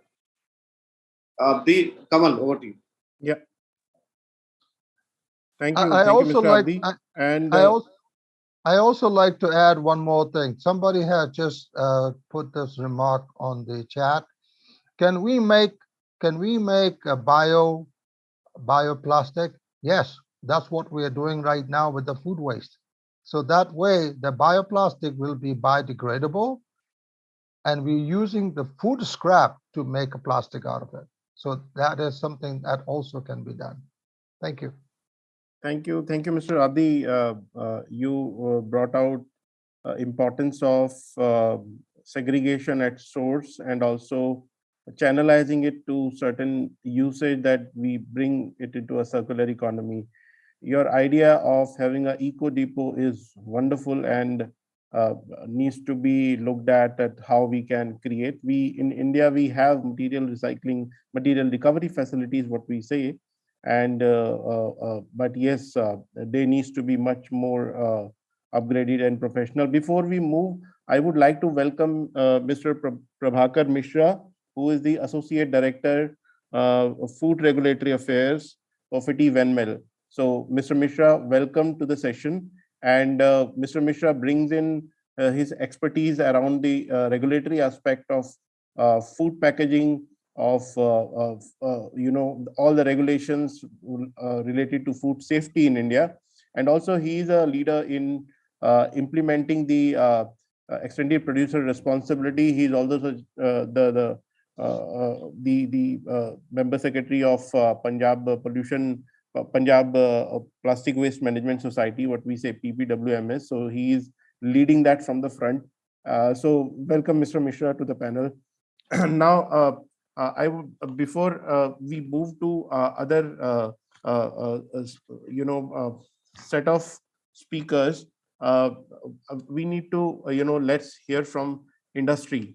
And Mr. Mishra, you bring the industry on board, and you are an industry leader here.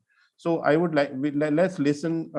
What are your views in terms of overall implementation, and what do you think that public-private partnerships can be helpful in scaling the initiatives that we are taking?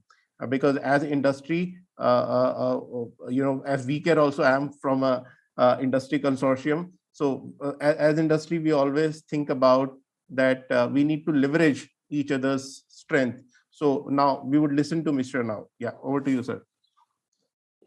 Thank you. Thank you so much, Kamal. First of all, thanks to you and Akram, Policy Times, basically, for giving this opportunity to speak on this topic here, which is really very important, pertinent topic as of now, because we know that SUP is going to be phased out from 1st July 2022, which will one way impact the several industries, but it is also taken for good cause for the environment.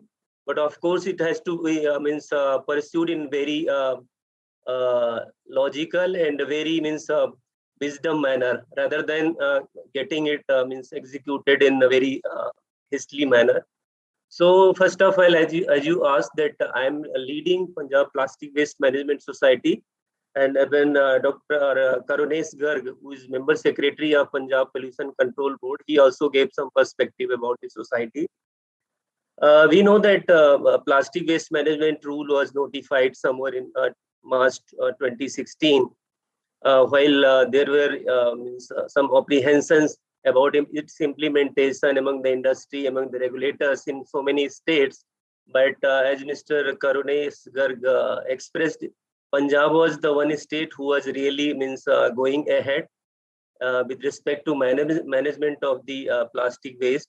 And but before going to that, as an industry perspective, I would like to say that Mr. Mahendra Singh Tawar, who is actually in Ghaziabad Municipal Corporation, he rightly said that plastic is very needed for the industry, for the human being as of now.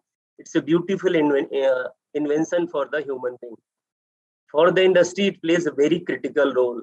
One hand, it actually imparts better quality whenever it is used in food. So it preserves food quality, it preserves food safety, it gives a better shelf life to the product, transportability, etc., etc.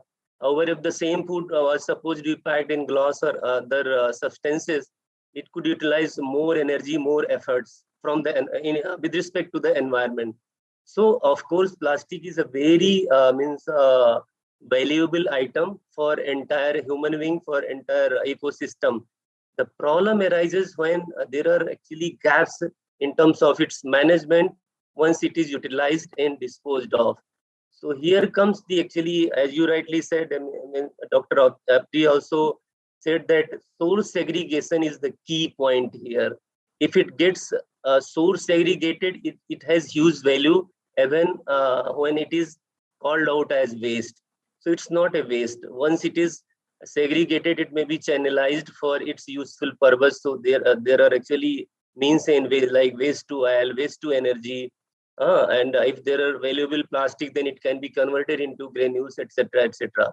So it's very a valuable item.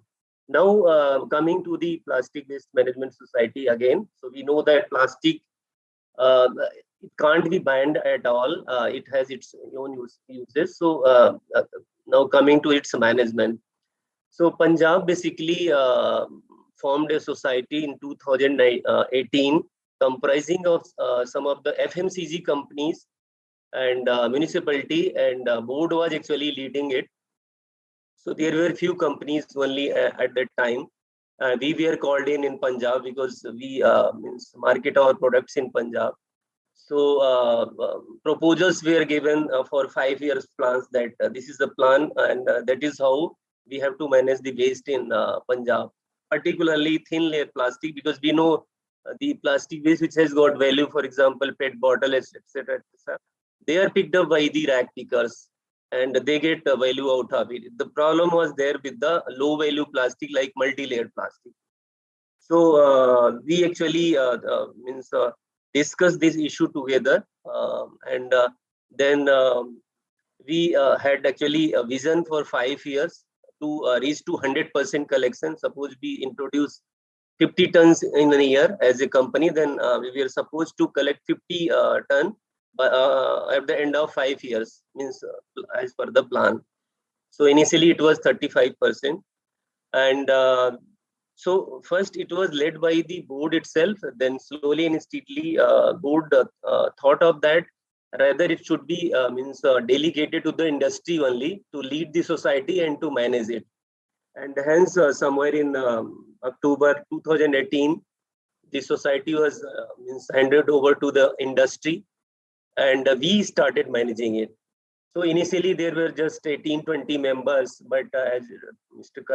Karnes also said, as of now we have 48 members, FMCG companies. And in the first year, we managed to collect around 1,400 metric ton from 2 cities only, like Patiala and Punjab, with help of waste management agency. So at that time it was PRO, and it was IPCA, as Dr. Karunesgar said. So we managed to collect, and the entire waste was channelized to waste to energy and waste to oil pyrolysis plant, which is located there in Punjab only. So till today, we have managed more than 20,000 metric tons of multi-layer plastic in terms of collection, transportation, channelization, and scientific processing, either in to waste to energy or as waste to oil in Punjab. So if you would not have collected this much liter plastic, you would have gone to the landfill and would have created environmental concern. So this is in terms of collection of the waste which we have done so far collectively. If it is actually proven fact that when we combine together, when we collectively do any effort, so it will have a visible impact on the floor, on the ground. So that is how this volume is getting so huge here, which is more than 20,000 metric ton. So this plan of 5 years, what I said, even got achieved in just 3 years, right? And while EPR regulation was yet to come, we started doing 100% EPR right from 2021 against the individual members. So what happens in terms of process? So we from the society, we invite means a proposal from different PROs or waste management agencies, and who gives us best services, collectively we go with that. And while we had collected and managed processing of the collected plastic waste, we also conducted awareness and education program for the waste pickers, as Mr. Karunesgar said. So more than 30 awareness session has been conducted so far. It was just to give some awareness education to the rag pickers, to the community about littering, about their hygiene, their health, and even means giving awareness about value of the plastic, that if it gets collected, it can be utilized for some useful purpose, right? So this journey is still on. We are continuing, And this is one of the model which is quite successful, uniquely in Punjab, right? And so when you so we saw that in the earlier session, Dr. Karni's was also means proud of having this society and having run so far successfully. And however, given the current EPR regulations, as per the provisions there, we have to rethink into it, and we have to sit with the regulators how we can proceed further. But I think there should not be any impediment or obstacles in view of the current regulations. We will also work closely with the board in terms of the SUP phasing out, which is going to happen from 1st July, that so that businesses do not get impacted. And you have WeCare has taken a very good means initiative of creating awareness about it, so that both the means all the stakeholders are aware about it. Those who are getting impacted in terms of the it's a buyer, they take initiative of getting alternatives, and businesses who are there into this, they should also set up some alternate business model of not means producing or generating SUPs. Of course, there are certain things for which alternatives are not there. So I think relevant associations, relevant stakeholders are approaching the regulators, authorities, particularly to get some relaxation or to means clarify the things, or to give extra time for the industry, for the businesses, so that it can be implemented in a very effective and inclusive manner, and industry as such or business as such should not get impacted out of it. However, wherever there are alternates, of course, we can manage that, and we can go with the alternates to the SUP. So this is as per the PPP model what we have in the Punjab industry. Sorry, how does it feel as of now? And we also know that India, as I said, that plastic waste management rule was notified in 2016. It is evolving year by year. We are getting something, so it's getting matured in terms of the regulations. So we know that more and more industries are getting registered with CPCB, but yet there is some chunk of the industry which are also yet to be brought in, right, in this mainstream, so that inclusive action and effort is there in terms of managing the waste. Only 50 or 60 companies who are there in this EPR ecosystem, they cannot clean the entire country. So everyone has to be brought in this effort. So public as such regulators, means public means entire community, etc. Regulators, industry, everyone has to participate in this noble cause which has been initiated by India, which is started in 2016. So with that, I think I give the perspective of a PPP model and also the industry. And but at the end, I will again emphasize that source segregation is the key to manage this menace of the plastic waste.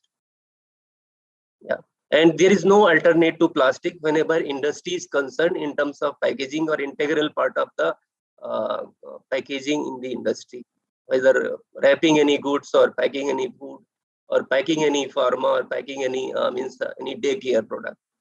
It has got no alternate. So we have to manage collectively its waste, waste which is generated. Yeah. Thank you, Mr. Mishra. And basically, you had given a very wider perspective, touching various points across PPP and EPR implementation. And the three important points that I could take out from your address is that number one, we have to relook our functioning of EPR so far, because now the rules are in certain way, they have changed. There are a lot of expectations. The plastics now need to go back to the manufacturing and come back as a recycled content in the plastic packaging. But there is no ecosystem right now. So as we are having these regional dialogues, all the stakeholders need to think creating those kind of infrastructure. Right now, the recycling which is happening is whether it is going at a secondary products or kind of a, or downcycling of plastics. But now the rules are also asking that we integrate the plastic back to the, packaging. And for that purpose, we need to ensure, as you rightly said, we have to ensure segregation at source. Until unless we do it, we would be continue to fight with it. But once we ensure that our plastics is segregated at source, there are a lot of entrepreneurs. There would be a lot of entrepreneurs to take that plastics and convert it into granules again, or to other kind of materials. So and the third important point, that as you rightly said from your experience of Punjab, that over the years there has been certain experiential learning to the industry, but now the model itself needs to re-innovate. We need to re-innovate and also look at the perspective in which those models needs to be run. India is not a homogeneous country. We are very different.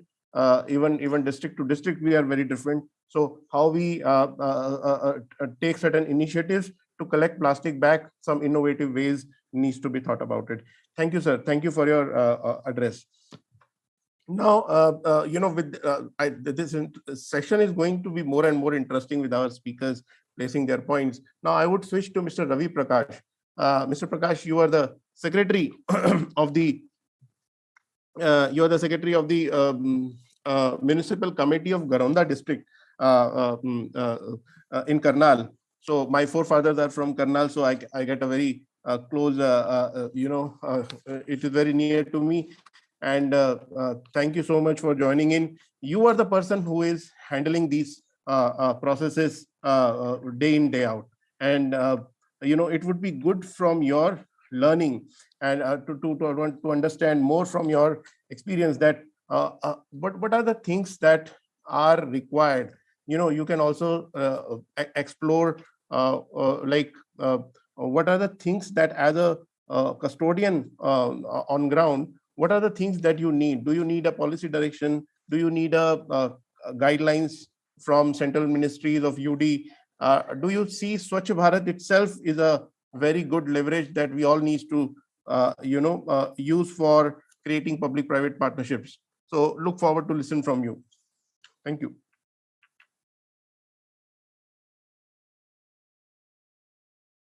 We are unable to hear you, Mr. Prakash.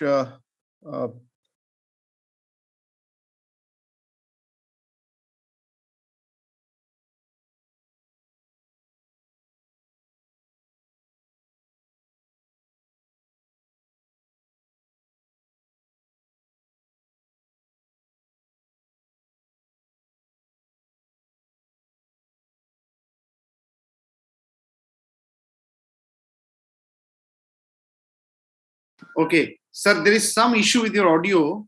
We are not able to hear you, sir. Ravi, sir, unfortunately, we are not able to hear you. Can you just reconnect the audio? Maybe you can disconnect and reconnect again also. Ravi, sir, we are not able to hear you.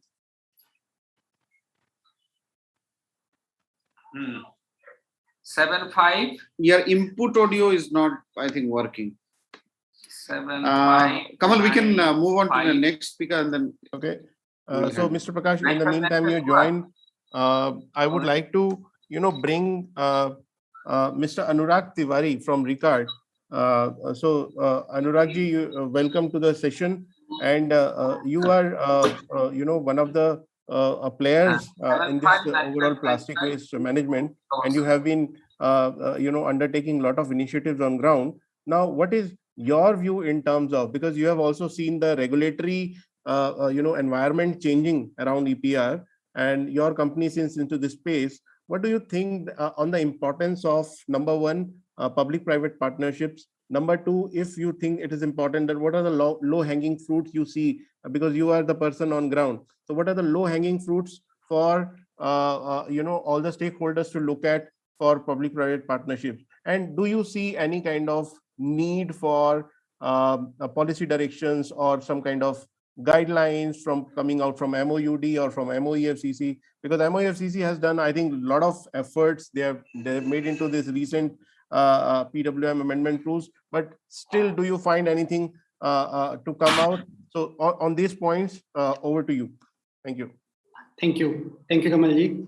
Thank you, WeCare and Policy Times, for giving us a platform where we can share our views. Yes, last year was very tremendous for the industry. We received very good response from all the stakeholders who are engaged, means government or brand owners. So yes, if we talk about how it is implemented, so पूरा जो government stake holder है वो engage हुआ स्वच्छ Bharat mission के स्वच्छता सर्वेक्षण के एफर्ट्स के वजह से. सो अगर स्वच्छता सर्वेक्षण की मार्किंग और स्वच्छता सर्वेक्षण के एफर्ट्स अगर नहीं होते तो ये पब्लिक प्राइवेट पार्टनरशिप ग्राउंड पे इम्प्लीमेंट नहीं हो पाती. जो लोग कंप्लायंसेस के अंतर्गत या फिर वॉलंटरी एफर्ट्स के अंतर्गत प्लास्टिक कलेक्शन और प्लास्टिक सप्लाई चेन को और मजबूत करना चाहते थे, वो उनको गवर्नमेंट स्टेक होल्डर्स का सपोर्ट नहीं मिल पाता अगर गवर्नमेंट की तरफ से गवर्नमेंट स्टेक होल्डर्स को मींस म्युनिसिपैलिटीज को गाइडलाइंस नहीं होती. सो उन सारे एफर्ट्स की वजह से जो रिजल्ट आया, आज अगर हम नॉर्थ इंडिया के रीजनल कॉन्फ्रेंस के डिस्कशन में हैं तो इन 7-8 स्टेट्स के अंदर शायद ही कोई ऐसा स्टेट होगा जिन्होंने बहुत अच्छा काम ना किया हो. हर स्टेट अपने आप में एक बेहतरीन रिजल्ट और रिस्पॉन्सेस के साथ खड़ा था, चाहे वो पंजाब हो, चाहे वो हरियाणा हो, चाहे वो जम्मू कश्मीर हो, उत्तराखंड हो या उत्तर प्रदेश या हिमाचल प्रदेश हो. चंडीगढ़ ने अपनी खुद की पॉलिसीज को इम्प्लीमेंट करने के लिए जो एफर्ट्स लगाए वो भी बेहतरीन थे. So, as a implementation partner for brand owners, as a ground partner for urban local bodies, companies like Recard, we implemented exactly वैसा ही जैसा सारे stakeholders और government authorities चाहती थी. So, policies के point of view से बहुत अच्छा result और response रहा. MOEF, CPCB और SPCBs ने जो बड़े तरीके से बहुत इस तरह से भी नहीं कि इंडस्ट्री डिस्टर्ब हो और इस तरह से भी नहीं कि इसको ढीला छोड़ा जाए या कैजुअल लिया जाए, बहुत स्टेबल तरीके से बहुत आराम से पूरी पॉलिसी को इम्प्लीमेंट करवाया. जिस तरह से नई ईपीआर गाइडलाइंस आई और उस ईपीआर गाइडलाइंस के आने के बीच में पुराने ईपीआर गाइडलाइंस और नई ईपीआर गाइडलाइंस के बीच में जो टाइम पीरियड था उसमें पूरी इंडस्ट्री को और इस कोविड के समय में जो रिलैक्सेशन चाहिए था बड़े आराम से स्मूथली उस पूरे प्रोसेस को इम्प्लीमेंट किया. हम मतलब as a waste management agency अगर हम अपनी तरफ से बोलें तो हम शुक्रिया करेंगे पूरे गवर्नमेंट स्टेक होल्डर्स का जिन्होंने समझा. और इसी तरह से ही जो अगला पॉलिसी है जो सिंगल यूज प्लास्टिक की पॉलिसी और सिंगल यूज प्लास्टिक का रिडक्शन या फिर उसको खत्म करने के ऊपर जो गवर्नमेंट एफर्ट्स लगा रही है, उन एफर्ट्स में अपने को ये ध्यान रखने की जरूरत होगी the material which is handling और covered or included under the EPR, ये वो रिस्पॉन्सिबिलिटी ब्रांड्स ने अपने जिम्मे ले लिया. तो वो मटेरियल जो ब्रांड्स के अपने अधिकार क्षेत्र में या दायित्व क्षेत्र में आ गया, वो मटेरियल में उसको सिंगल यूज प्लास्टिक के नकारात्मकता के साथ ना देखकर उसको एक इट इज अ रिलीजियस और respectable job if we are collecting plastic which is created by many people in the country. So शुरुआत के जो ब्रांड्स जिन्होंने इम्प्लीमेंटेशन शुरू किया वो लीडर्स की तरह उभर के आए और उनके एफर्ट्स को सराहते हुए गवर्नमेंट ने सराहा भी है पिछले दिनों में. और ईपीआर को सिंगल यूज प्लास्टिक के साथ साथ चलना होगा. ये बात हम सारे स्टेक होल्डर्स को समझा भी रहे हैं और समझ भी रहे हैं कि जैसे जैसे सिंगल यूज प्लास्टिक की पॉलिसी उसको रिडक्शन की पॉलिसी इंप्लीमेंट होगी, साथ साथ ईपीआर की इम्प्लीमेंटेशन भी उसके साथ साथ ही होगी. अगर ईपीआर इंप्लीमेंट नहीं हो पाया तो सिंगल यूज प्लास्टिक की पॉलिसी की वजह से इंडस्ट्री डिस्टर्ब होगी. और अगर सिंगल यूज प्लास्टिक की पॉलिसी इंप्लीमेंट हुई और ईपीआर की पॉलिसी इंप्लीमेंट हुई और सिंगल यूज प्लास्टिक के रिडक्शन के ऊपर गवर्नमेंट ने काम नहीं किया, तब भी ऐसा लगेगा कि शायद ईपीआर की वजह से या ईपीआर ढंग से ना होने की वजह से ये न्यूसेंस और ये प्रॉब्लम है. तो बहुत अच्छी बात है कि ईपीआर जिस तरह से साथ साथ इंप्लीमेंट हो रहा है वैसे वैसे ही सिंगल यूज प्लास्टिक के रिडक्शन की पॉलिसी इंप्लीमेंट हो और ग्रेजुअली कंट्री में एक एफिशिएंट मॉडल क्रिएट हो, जैसा म्युनिसिपैलिटीज सपोर्ट कर रही हैं सारे WMAs को, वेस्ट मैनेजमेंट एजेंसीज को, कि हमें ग्राउंड पे वेस्ट मैनेजमेंट कि फर्स्ट पॉइंट पे मतलब डोर टू डोर कलेक्शन में एंगेज कर रहे हैं, और जिस तरह से उस कलेक्शन के साथ साथ हम पूरी सप्लाई चेन को रॉबस्ट कर रहे हैं। अभी हम इंडियन ऑयल के साथ एक प्रोजेक्ट में इन्वॉल्व हैं, जिसमें इंडियन ऑयल सारे कलेक्शन पार्टनर्स के साथ मिलके रिसाइकलिंग इंफ्रास्ट्रक्चर डेवलप कर रहे हैं, जिसमें वो उस क्वालिटी का रेजिन डेवलप करेंगे, पीसीआर डेवलप करेंगे, पोस्ट कंज्यूमर रेजिन डेवलप करेंगे, जो कि ब्रांड ओनर्स यूटिलाइज कर सकें अपने पैकेजिंग मटेरियल में। So plastic, when it become plastic waste, we need to make it again a material which can be utilized for the packaging material, because अंततः वो consumers के हाथ में वापस जाने वाला है उस क्वालिटी के रूप में जो उनको दिक्कत ना करे। सो हमारी रिस्पॉन्सिबिलिटी सिर्फ प्लास्टिक इकट्ठा करना नहीं है, हमारी रिस्पॉन्सिबिलिटी उस मटेरियल को उस लायक बनाना है कि सर्कुलरिटी क्रिएट कर सके और वो वापस उस रूप में प्रयोग हो सके, जिससे कि हमारा अंतिम कंज्यूमर, जो मेन कंज्यूमर है, वो भी उससे लाभान्वित हो या प्रॉब्लम में ना आए। सो बहुत सारे एफर्ट्स लास्ट ईयर में हुए, पॉलिसी इंटरवेंशन हुई और हो भी रही है। The way all the brands came together and developed this WeCare initiative, and you, as Mr. Sharma, as you are leading the whole thing, I personally say thanks to the WeCare team who's actually looking forward to do something collectively, and यही way forward है। अगर country में हम कुछ बेहतरीन करना चाहते हैं, सब अपना अपना हिस्सा करेंगे तो बनेगी नहीं बात sir.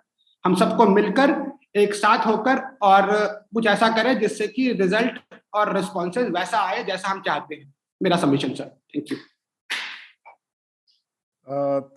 Thank you, Mr. Tiwari, and you elaborated two important points of a collective action, and also ensuring that that we recycle back plastics to the quality that is required.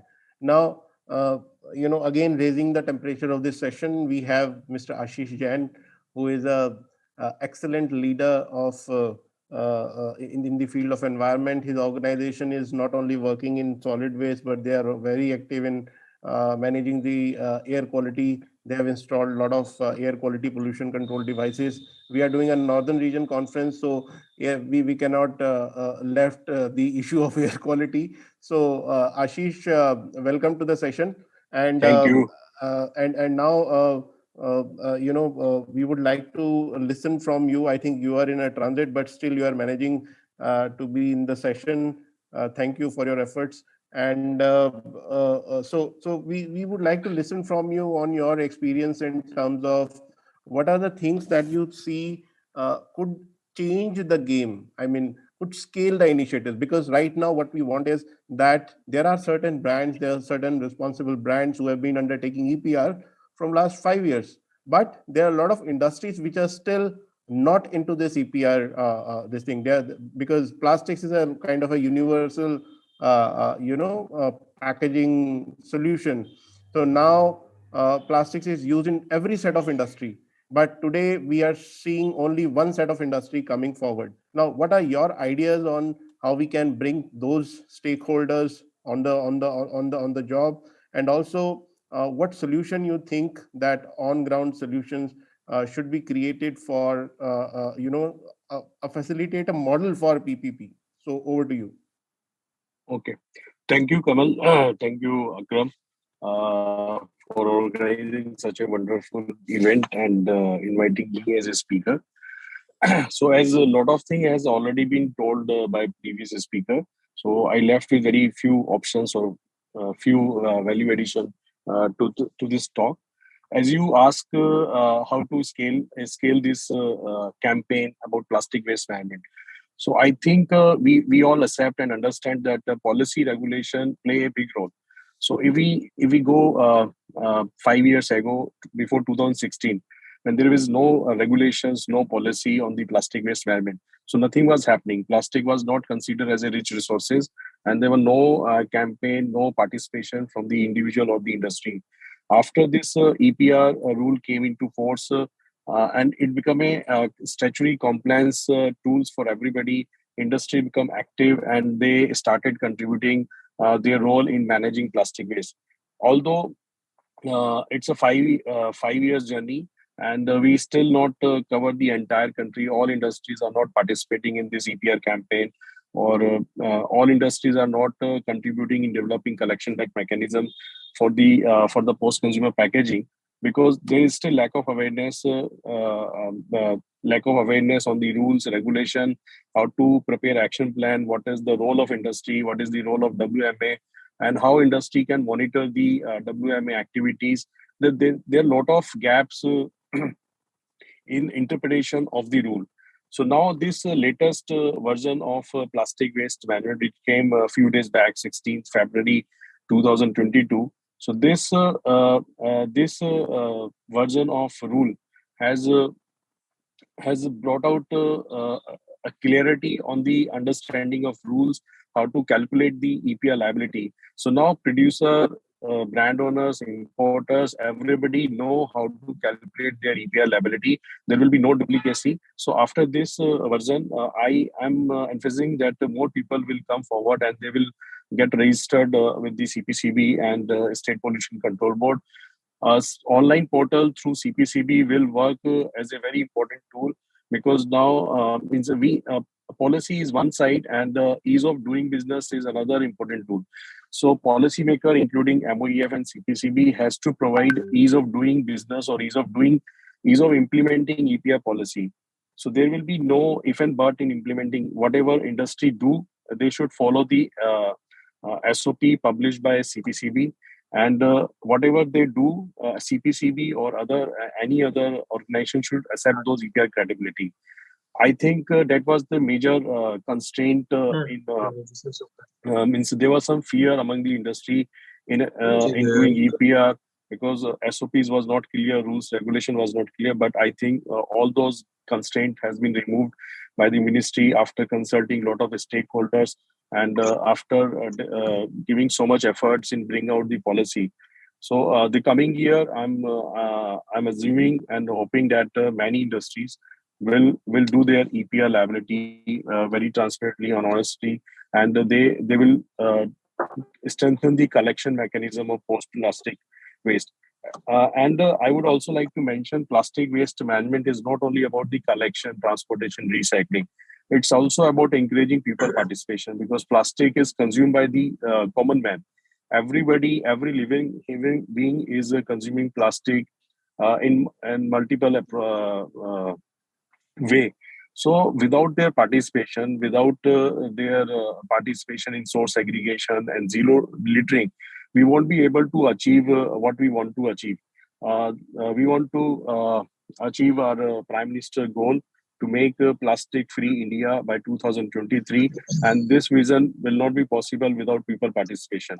Industry can only put industry can put only money and identify right agency to to work on the ground, but we have to educate the stakeholders like residents, shopkeepers, community, so that they can behave properly and be a responsible citizen for plastic waste management. And that's why IPCA is not only engaging in collection, transporting, and recycling. We are also engaging, creating awareness among the stakeholders.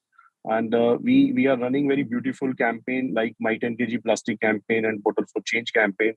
We are motivating, where we are encouraging people to segregate waste at source, and we are providing doorstep collection services to the residents. So these kind of campaign should be replicated in other part of the countries, and industries should also look after how to engage people in. Not only industry, government also look after how to engage people in this campaign. Single-use plastic, I think we should not merge these two topics together, EPR and single-use plastic. Both are different verticals. Single-use plastic, there are certain kind of plastic which is not very necessary for a human being, and if something is not desirable or is not required, or in our day-to-day life, that should be eliminated from the system, although it should not affect the quality of products which we are consuming. If there are certain category of plastic which is not affecting the quality of product which we are consuming, and it's not directly hampering the business of our industry, that can be eliminated with a proper planning and strategy.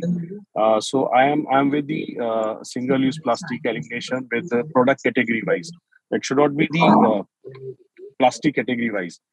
So like whatever 19 items mentioned in the rules, it's absolutely okay, but there should be some alternatives, and those alternatives should also be eco-friendly products.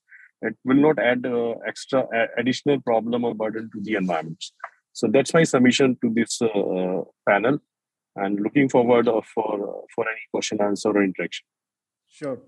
Thank you, Ashish. And you very rightly pointed out the importance of I mean we have to look at SUP and EPR very separately, because SUP is bringing out the policy of SUP is about disruption. However, EPR is for business continuity. So you are very right. Those things needs to be looked at separately. Secondly, the issue and your 10 kg initiative is very well getting traction in the masses, and wherever you are operating, a lot of our brands are also partnering with you to undertake it, and it's really giving not only motivating citizens to segregation of waste at source, but they are also ensuring a quality supply of plastic waste for recycling purpose. So which we want to ensure as we move to the next version of EPR, the way government has brought this out. Thank you for your points. And now let's Mr. So we have Mr. Ravi Prakash joining in back again. Mr. Prakash, I hope you are able to hear us. Yes. Okay. Okay. Thank you. Thank you for joining back, and a warm welcome to this panel. So as we mentioned, we look forward to your views in terms of how do you think that implementation of segregation of waste at source, do you think that certain policies would help, or certain initiatives needs to be undertaken, or there are a lot of emphasis on Swachh Bharat, and there are a lot of schemes under that as well. What is your ideas in terms of ensuring segregation of waste at source, or do you guys are you guys thinking about it? Over to you. जी, सभी को मेरा नमस्कार।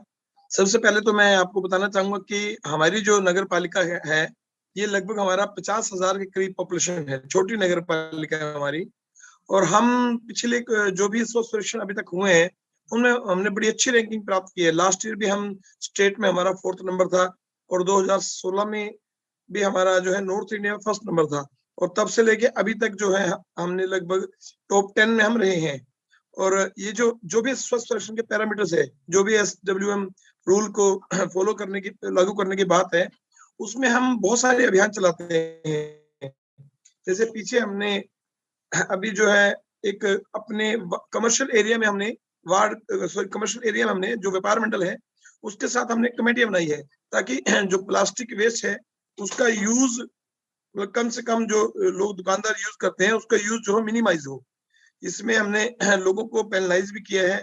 लगभग 95,000 rupees हमने जो है ना last month में कलेक्शन की है।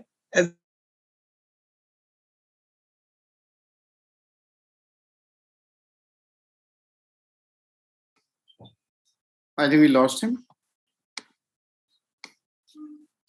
Yeah. Ji Sir, continue, sir, please. जी तो मैं आपको बताना चाहूंगा कि इसके अलावा हमने जो प्लास्टिक वेस्ट सेग्रीगेशन का इशू है उसको लेकर हमने जो है ना बहुत लोगों में एक जागृति हम लेके आने का प्रयास कर रहे हैं। हमने एक टीम है छोटी सी, हम प्राइवेट लोग हैं कुछ, उनके साथ हमने एक एग्रीमेंट किए है। वो हम जो है हर मोहल्ले में लगभग 15 दिन में एक नाटक करते हैं, कूड़ा कचरा डॉन, जिसमें लोगों को हम बताते हैं कि किस तरह से आप अलग अलग सूखा और गीले को अलग अलग करें। इसके अलावा हमने शहर में लगभग 16,000 डस्टबिन हमने बांटे हैं ताकि लोग अलग अलग कचरा अपना कर पाए। और जहां हमारे पे कचरा हम इकट्ठा करते हैं वहाँ हमने लगभग 19 के करीब जो है हमारे रेक पिकर्स हमने आइडेंटिफाई किए हुए हैं, और वो हमारा जो है प्लास्टिक वेस्ट जो है कचरे में से अलग करते हैं। इसके अलावा हमारा रिकार्ड जो एजेंसी है, इनके साथ हमारा एग्रीमेंट है, इनको हम मंथली बेसिस पे जो हमारा प्लास्टिक वेस्ट है वो प्रोवाइड करवाते हैं। इसमें मेरा ये थोड़ा ये सजेशन रहेगा कि ईपीआर पॉलिसी के बारे में अभी लोगों में जागृति बहुत कम है, अधिकारियों में खास तौर पे। तो इसको और थोड़ा सा, जिस तरह आपने आज वेबिनार ये किया, इस तरह से और कुछ वेबिनार हो, ताकि लोगों को, जो हमारे ये अर्बन लोकल बॉडी से जो लोग जुड़े हैं, उनको ईपीआर पॉलिसी के बारे में पूरी डिटेल में पता लग सके कि किस तरह से हम उसका लाभ उठा सकते हैं। तो यही मैं आपके माध्यम से, इस पैनल के माध्यम से अनुरोध करना चाहूंगा जी।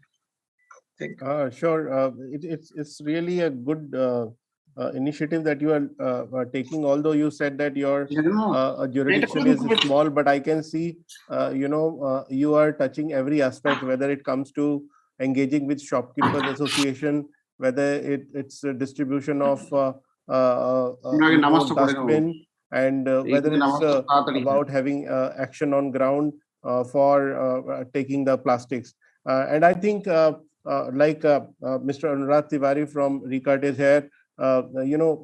Industry, while undertaking EPR, we manage EPR through waste management agencies like Mr. Tiwari. And since you are already in touch with them, they are the best people to engage with you and also undertake the implementation.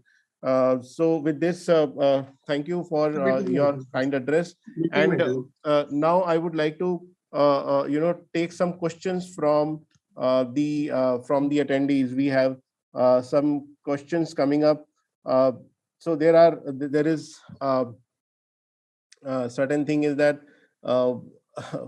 that we have introduced plastic for packaging. Now we are forcing to reuse it. So how problem is solved? After recycling plastic, it will again be more harmful to earth and human. So there is, so I think there is a very basic understanding that we need to have, is that the plastics is not something issue when it comes to using of plastics, but it is basically our human behavior which is not leading it to segregation at source.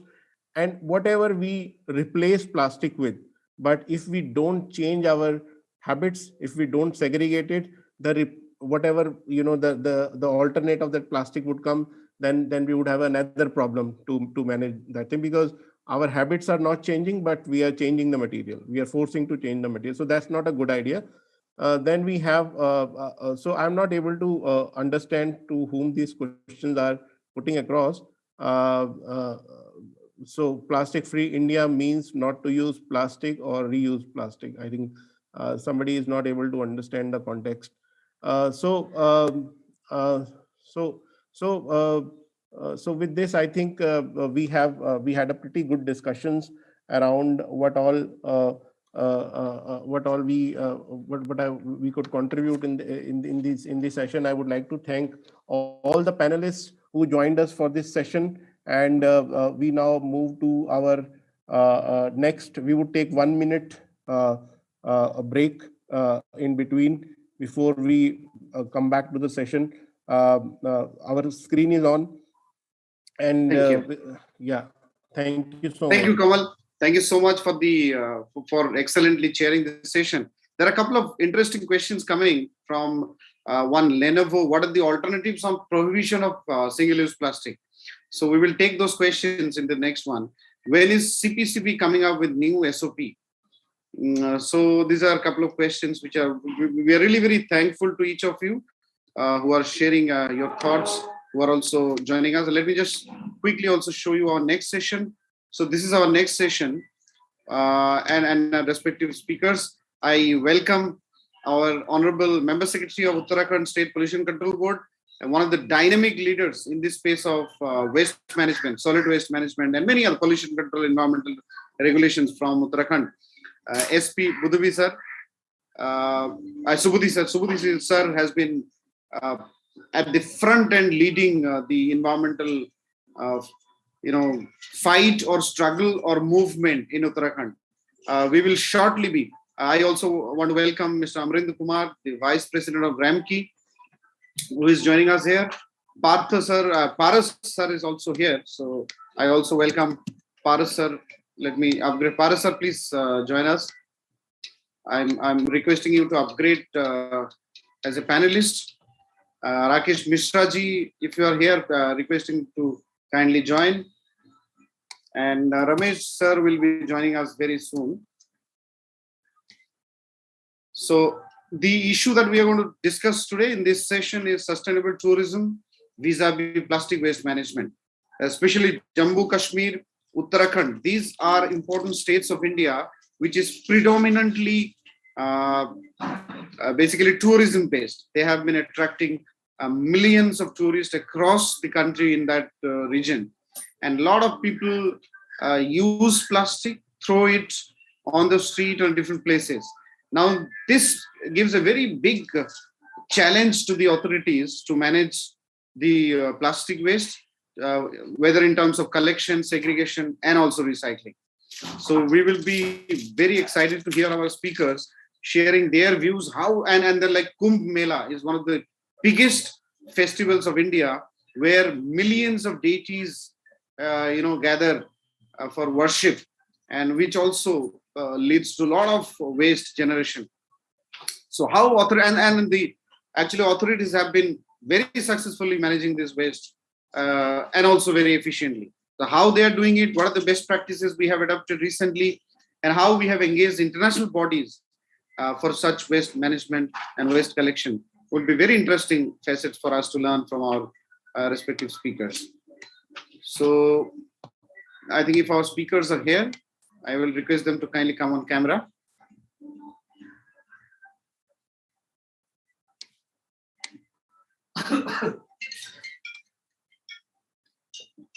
Yeah, Amrinder sir. Welcome, sir.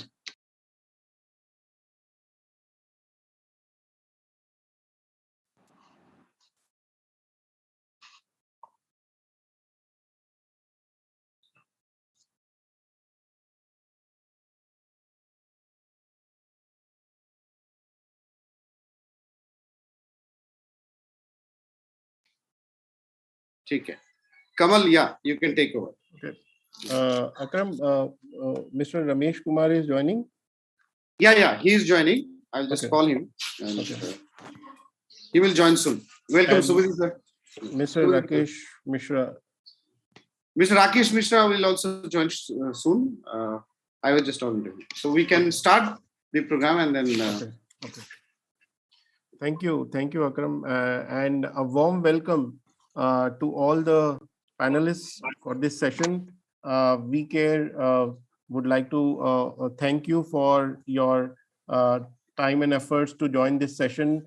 And as Akram mentioned, this is a please welcome our member secretary from JNK.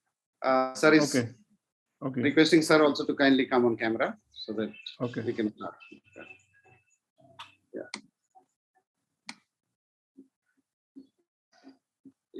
Yeah. Right. Kamal, you can please continue. Okay.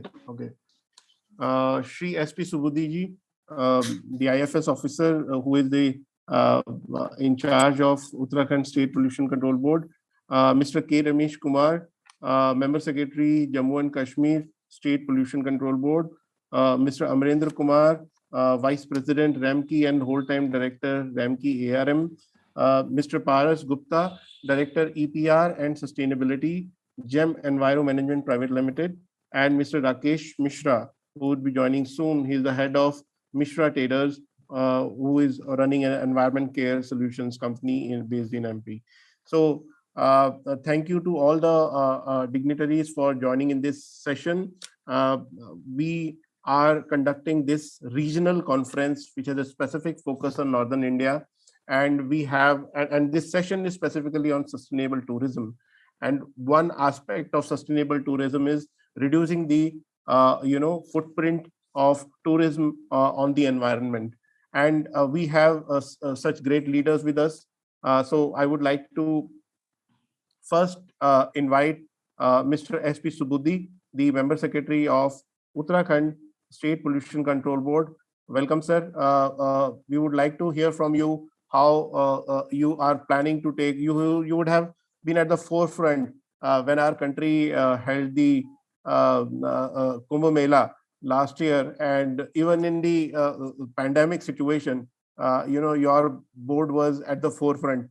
So we would like to listen from you, sir. What are the things that you believe are good learnings that we can take along and we can share with other kind of stakeholders? What are the key enablers you want them to be implemented on ground when it comes to engaging with stakeholders and taking along all the stakeholders? So over to you, sir. Thank you, Kamalji. Thank you, Akramji, and all other panelists and dignitaries present here. It's actually sustainable tourism versus plastic waste management. This is the topic at this session. But I like to continue from that session where Kamalji, you asked 2-3 things. You asked whether we should go for reuse, we should focus on reuse, or we should focus on refuse. Basically, if you are talking about 3R principles, refuse, reuse, and recycle. So basically, we are not sure. और ये बात क्यों हो रहा है? क्योंकि क्या होता है ना कि जब हम लोगों ने over a period of time देखे कि सिंगल यूज प्लास्टिक की बात जब कर दे रहे हैं, सो जब माननीय प्रधानमंत्री जी ने 2020 में डिक्लेयर किए कि सिंगल यूज प्लास्टिक को ये किया जाएगा, तभी से हम लोगों ने इसमें कैबिनेट सेक्रेटरीट और सब MOEFCC के साथ बहुत डिस्कशन हो रहा था. एक्चुअली बहुत सारे स्टेट्स सिंगल यूज प्लास्टिक को अपने अपने हिसाब से definition, anything can be single use plastic. मैं तो हमेशा कहता हूं for mister Ambani everything, even ये iPhone 13 is a single use plastic. Your stent that you are using for your bypass surgery is a single use plastic. तो single use plastic का definition बहुत बड़ा मुश्किल चीज था. तो हमको जब पता नहीं चल रहा है कि करना क्या है, फॉर्चुनेटली अब हम लोगों ने तो 16 फरवरी 2021 को नोटिफाई कर दिए थे उत्तराखंड में, लेकिन अब गवर्नमेंट ऑफ इंडिया ने भी आ गया है. बेसिकली 2 कंसेप्ट है सिंगल यूज प्लास्टिक में. हम लोगों ने जो फोकस किया जा रहा है कि कुछ नोटिफाइड आइटम्स हैं, चाहे स्टेट गवर्नमेंट ने किया हो या भारत सरकार ने किया हो, अभी जो उसको कह रहे हैं कि जुलाई 2022 से करना है. सो बेसिकली वो नोटिफाइड आइटम्स को हमको रिफ्यूज करना है और रेस्ट ऑफ द आइटम्स को हमको रीयूज या रिसाइकिल करना है. तो we should be very particular on that. और जिसको रिफ्यूज करना है उसका प्रोडक्शन से लेकर यूज तक सारे कुछ बंद करना है. सो बेसिकली हमारे पास अभी कोई चॉइस नहीं है, इन द सेंस दैट हम कह रहे हैं कि कुछ आइटम्स हैं, इन आइटम्स को आपको रिफ्यूज करना पड़ेगा. ये बात सबको पता है कि प्लास्टिक का चाहे इंडस्ट्रीज हों और बहुत सारे यूजर्स भी हों और अधिकारी भी हों, ये लोग अभी इस स्थिति में डायकोटोमी में है कि प्लास्टिक इतना कन्वीनियंट है और इतना चीप है और उसका ऑल्टरनेटिव्स में भी अवेलेबल नहीं है. लेकिन हम लोग ये भी आर्गुमेंट कर रहे हैं कि प्लास्टिक जो आया वो 100 साल पुरानी तो है, बहुत ज्यादा पुरानी तो है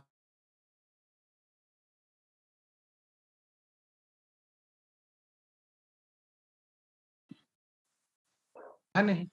तो फरवरी को हम लोग जिसका मैं आज एडवर्टाइजमेंट भी दिया हूं और अकरम जी को भी भेजा था एडवर्टाइजमेंट की कॉपी.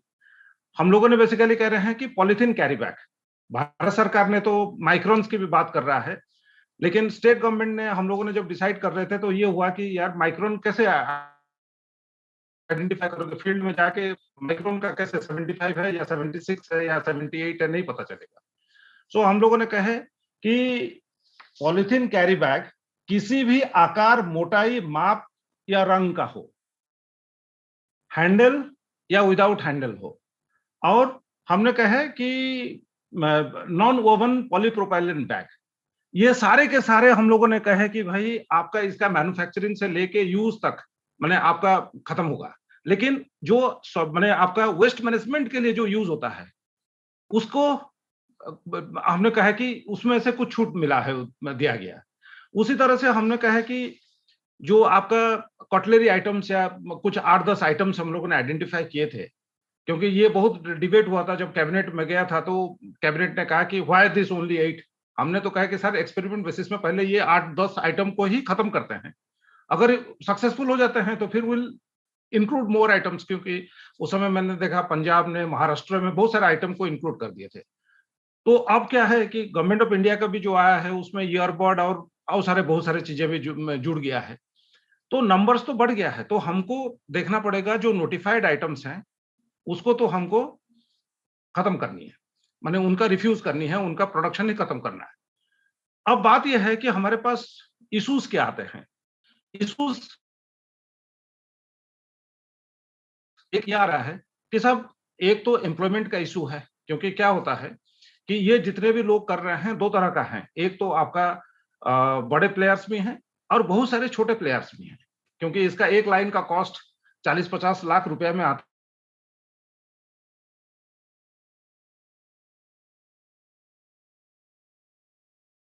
है। तो आपका मान लो प्लेट बनाता है या कपड़ा बनाता है, ऑल ऑफ अ सडन आपने कहे कि भाई ये का इश्यूज है, लेकिन अब हम लोगों ने एक क्रिटिकल स्टेज में है। वो क्रिटिकल स्टेज ये है कि आपको कैंसर हो गया है, अब सर्जरी करना है या नहीं करना है। हमको सर्जरी तो करना ही पड़ रहा है। अब माने दवा से नहीं जा रहा है, माने रिसाइकिल को अगर आप दवा समझते हो तो दवा में नहीं जा रहा है, सर्जरी करना ही पड़ेगा। अगर ये बात आ रही है तो इसीलिए हम लोगों ने अब सिटीजन्स को इन्वॉल्व करने की कोशिश कर रहे हैं कि हमको खत्म करना है, लेकिन गवर्नमेंट ऑफ इंडिया तो कह रहा है कि नहीं, now this is the law of the land, आपको खत्म करनी है। तो इसीलिए हम लोगों ने अभी जितने प्रोड्यूसर कंपनीज हैं, हम लोगों ने इसलिए जुर्माना का भी प्रावधान किए थे, और जितने भी प्रोड्यूसर कंपनी हैं उनको मैंने पॉल्यूशन कंट्रोल बोर्ड से मॉडिफाइड डायरेक्शंस दे दिए हैं कि भाई you can not produce this things. अगर प्रोड्यूस करेंगे तो हम लोगों ने आई हैड प्रपोज्ड कि इनका फाइन 2 लाख रुपया होगा जो मैन्युफैक्चरर्स हैं, बट कैबिनेट साइड नहीं, 2 लाख नहीं, 5 लाख रुपया, और उसके बाद सब्सिक्वेंट अगर ये पाए जाते हैं तो इट विल बी डबल। तो दैट काइंड ऑफ थिंग अब ये है। और हम लोगों ने फिर हुआ कि कौन इंप्लीमेंट करेगा। सो हम लोगों ने एक होस्ट ऑफ अधिकारी, माने पूरा लिस्ट है, आप एडवर्टाइजमेंट देखिए, वो सबको हम लोगों ने अधिकृत किए कि anybody can go and stop it, right from pollution control board से लेके आयुक्त परिवहन, आयुक्त टैक्स, पुलिस, फॉरेस्ट, नगर आयुक्त, जिलाधिकारी। So we have tried to give everybody. And इसका ये हुआ है कि मैंने देख रहा था कि केवल इसी साल मैंने अप्रैल से लेके जनवरी के बीच में 15,126 माने चालान जारी हुए हैं और 126 लाख के आसपास माने वसूली हुआ है। लेकिन यस, हम लोगों ने अभी डिस्कस कर रहे थे कि साहब इसका ऑल्टरनेटिव्स का क्या होगा। So state government has asked me and they have provided me 10 crore rupee for subsidy policy। अगर किसी को कोई अल्टरनेटिव्स करनी है तो क्या किस टाइप का सब्सिडाइजेशन पॉलिसी हम लोग ला सकते हैं। So I am trying to work out. मैंने तो अभी ट्विटर में भी और दूसरे जगह में भी I am trying to reach to the organisations, different organisations की आप सजेशन दीजिए कि what kind of subsidisation policy हम ला सकें so that people can go for alternatives। क्योंकि बात यह है कि कुछ alternatives आ गए हैं, कुछ लोग करना चाहते हैं बट उनको सपोर्ट चाहिए। अब बात यह है कि जहां तक सस्टेनेबल टूरिज्म की बात है, वी ऑल नो कि उत्तराखंड टाइप के राज्य में क्या होता है कि जब टूरिस्ट आता है, आप टूरिस्ट के हिसाब से आते हैं, और मैं कहता हूं कि आप अगर एक लोकल इनहैबिटेंट हैं तो अगर आपने कोई प्लास्टिक का ये भी यूज करते हैं तो आप उसको इमीडिएटली फेंक नहीं देते हैं। आपके घर में हो सकता है वो रहे, 1-आध महीना चले, 2-4 बार 5 बार चला देते हैं। कोई भी बॉटल्स भी होता है तो हम बॉटल को 4-5 बार यूज कर लेते हैं। लेकिन जब आप टूरिस्ट बन के आते हैं तो टूरिस्ट के बन के आने के आप माने फेंकते हैं, you don't have the option. तो वी आर नाउ मैंने तो अपने चीफ सेक्रेटरी साहब की अध्यक्षता में जो टास्क फोर्स बनी है, और उस टास्क फोर्स को अभी हम लोगों ने प्लान दे रहे हैं कि how to stop single use plastic in the state. तो उसमें मेरा तो एक सुझाव मैंने हम लोगों ने ये देने को कोशिश कर रहे हैं कि क्या हम लोगों ने जितने भी टूरिस्ट हैं, मैंने इशू क्या है मैं आपको बता दे रहा हूं कि सेग्रीगेशन ये सब तो ठीक है। जैसे हम लोगों ने, मैंने प्रेजेंटेशन दे रहा था और हम लोगों ने देख रहे थे कि हायर हिल्स में 1 किलो प्लास्टिक को इकट्ठा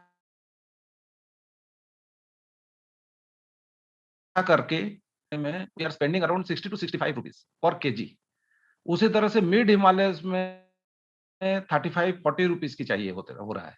ऐसे ही आपका मैंने लोअर में आपको 15-20 रुपए के आसपास चाहिए होता है। अगर एवरेज भी मैं 25 रुपया रखता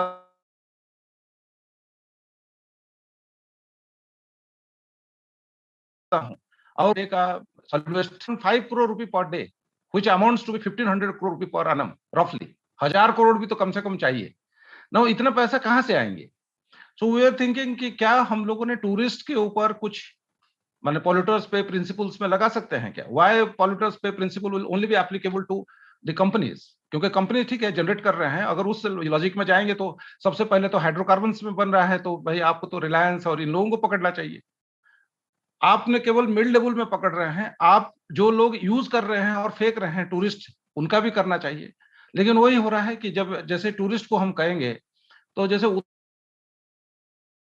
उत्तराखंड में basically it is a low value high volume tourism, क्योंकि हमारा ये जो टूरिज्म है बेसिकली रिलीजियस टूरिज्म है।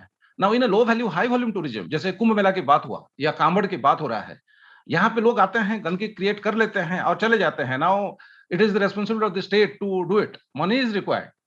तो क्या पॉल्यूटर पेज प्रिंसिपल के तहत हमने टूरिस्ट के ऊपर कुछ टैक्स लगा सकते हैं? एवरीबॉडी इज एग्रीइंग, लेकिन कलेक्ट कैसे करेंगे? Now that is a issue कि हम कैसे कलेक्ट कैसे करेंगे। ऑफ कोर्स हम लोगों ने सजेस्ट कर रहे हैं कि होटल्स के ऊपर हम ये कर सकते हैं, हम व्हीकल के रजिस्ट्रेशन में कर सकते हैं, लेकिन lot of people are coming by buses by trains, so ये है। तो अभी हम लोगों ने एक नया अप्रोच लेने का मैं कोशिश किया हुआ जस्ट एक हफ्ते पहले से। मैं strongly believe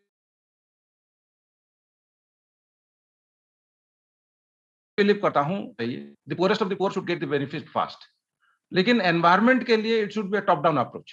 the rich people who should start functioning properly, क्योंकि उसी से फिर लीज डाउन होगा। तो हम लोगों ने दो टारगेट कर रहे हैं। एक साइड में तो हम कर रहे हैं कि starting from the Raj Bhavan, honourable CM's office, secretariat, all the district headquarters, all the offices of the government, all the corporate houses existing in the state, all the hotels, ये पहले अपने आप को प्लास्टिक फ्री करें, तब हम गांव लोगों के पास जाएंगे। उसी तरह से हम लोगों ने कुछ जोन्स आइडेंटिफाई कर रहे हैं। तो इनिशियली अभी 7 दिन पहले हम लोगों ने बैठक में कर रहा था, तो ये डिसाइड हुआ कि हम एक्सपेरिमेंटल बेसिस में नेक्स्ट 3 मंथ्स में हम लोगों ने इंडस्ट्रियल एरिया हरिद्वार को, सिडकुल इंडस्ट्रियल एरिया हरिद्वार को हमने प्लास्टिक फ्री करने के लिए कोशिश करेंगे। सो सिंगल यूज प्लास्टिक जो नोटिफाइड आइटम्स हैं, बाकी को हम रिसाइकिल करेंगे। इसमें actually hero, HUL and pollution control board, मैंने बोला कि will make a plan and let's fix it. और मेरा कहना है अगर हम सिडको हरिद्वार को नहीं, मेरा कहना है कि टॉप डाउन अप्रोच करना है। अगर हम सचिवालय को नहीं कर सकते हैं तो हम किसी आम आदमी के घर में कैसे कर सकते हैं? तो हम लोगों को इस तरह का अप्रोच करना पड़ेगा कि हम लोगों ने सोच रहे हैं कि कुछ जोन्स आइडेंटिफाई करते हैं, छोटे छोटे area identify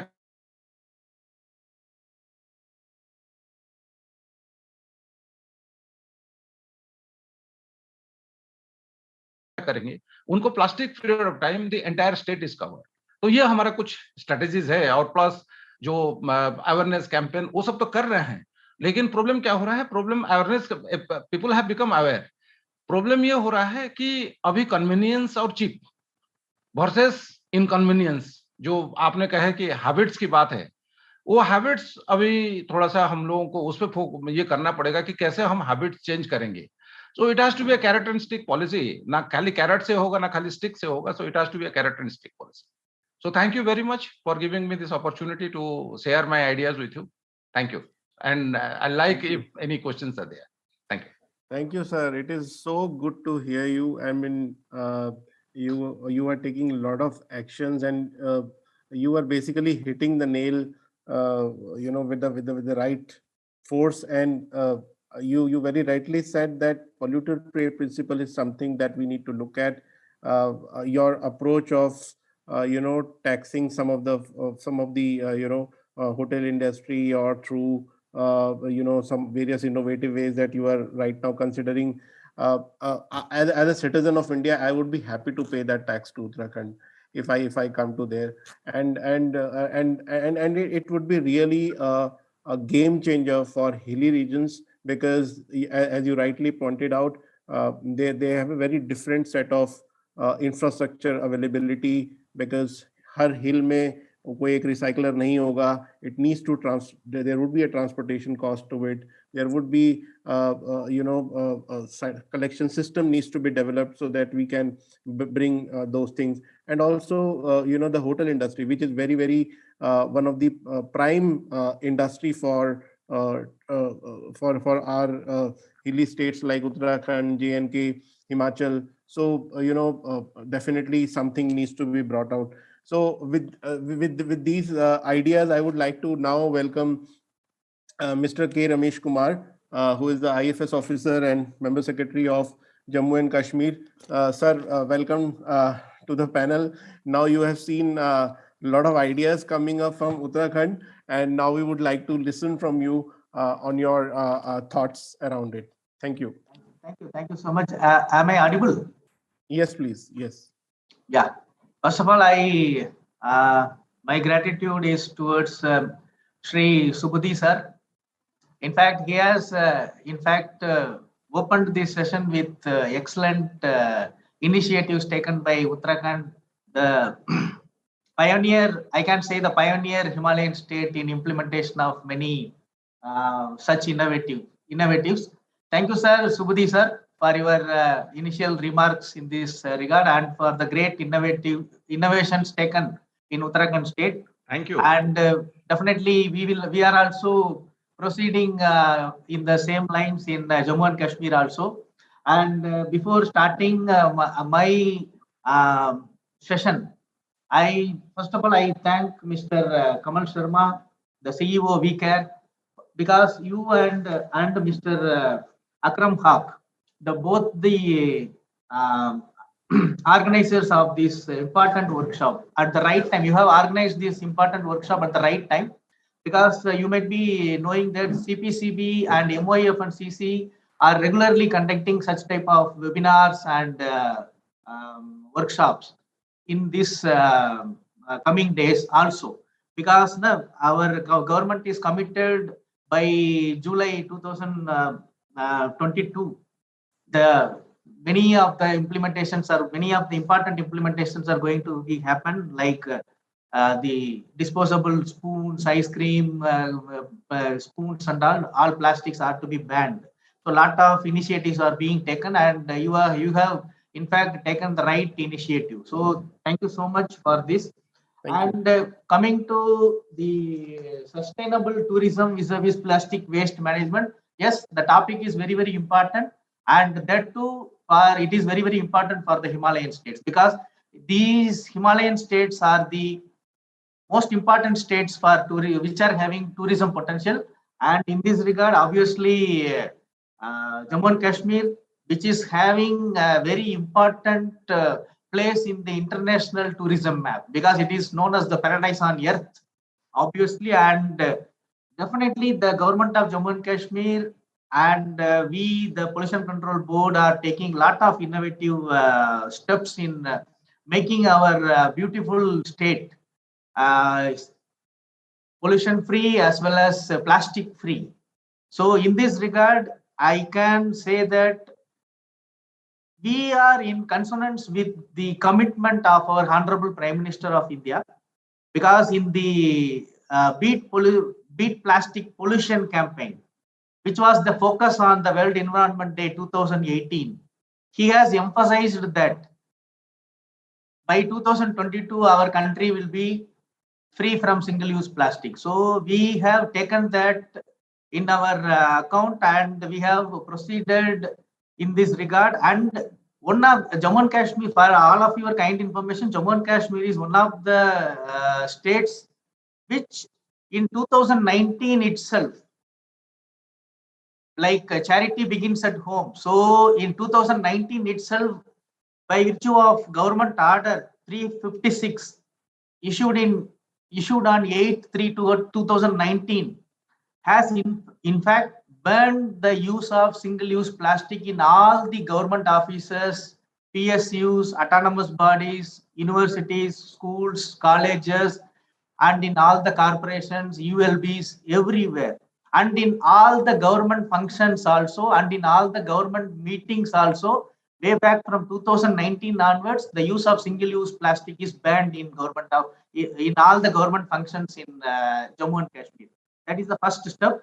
And all these have been effectively implemented across the Jammu and Kashmir, and it has directly, we have taken into account, we have directly implemented further to the hotels also, the hotel industry, which is a very big industry in Jammu and Kashmir, because you cannot rule out the role of tourism industry as well as the hotel industries, because now it is a very coordinated effort. Through coordinated efforts only we can eliminate the single-use plastic. So the tourism industry here, which is very well organized tourism industry, because of the world famous tourist spots are here, like Gulmarg, Dal, and Sonamarg, Pahalgam, and Mata Vaishno Devi, the pilgrimage tourism, which is very important pilgrimage tourism.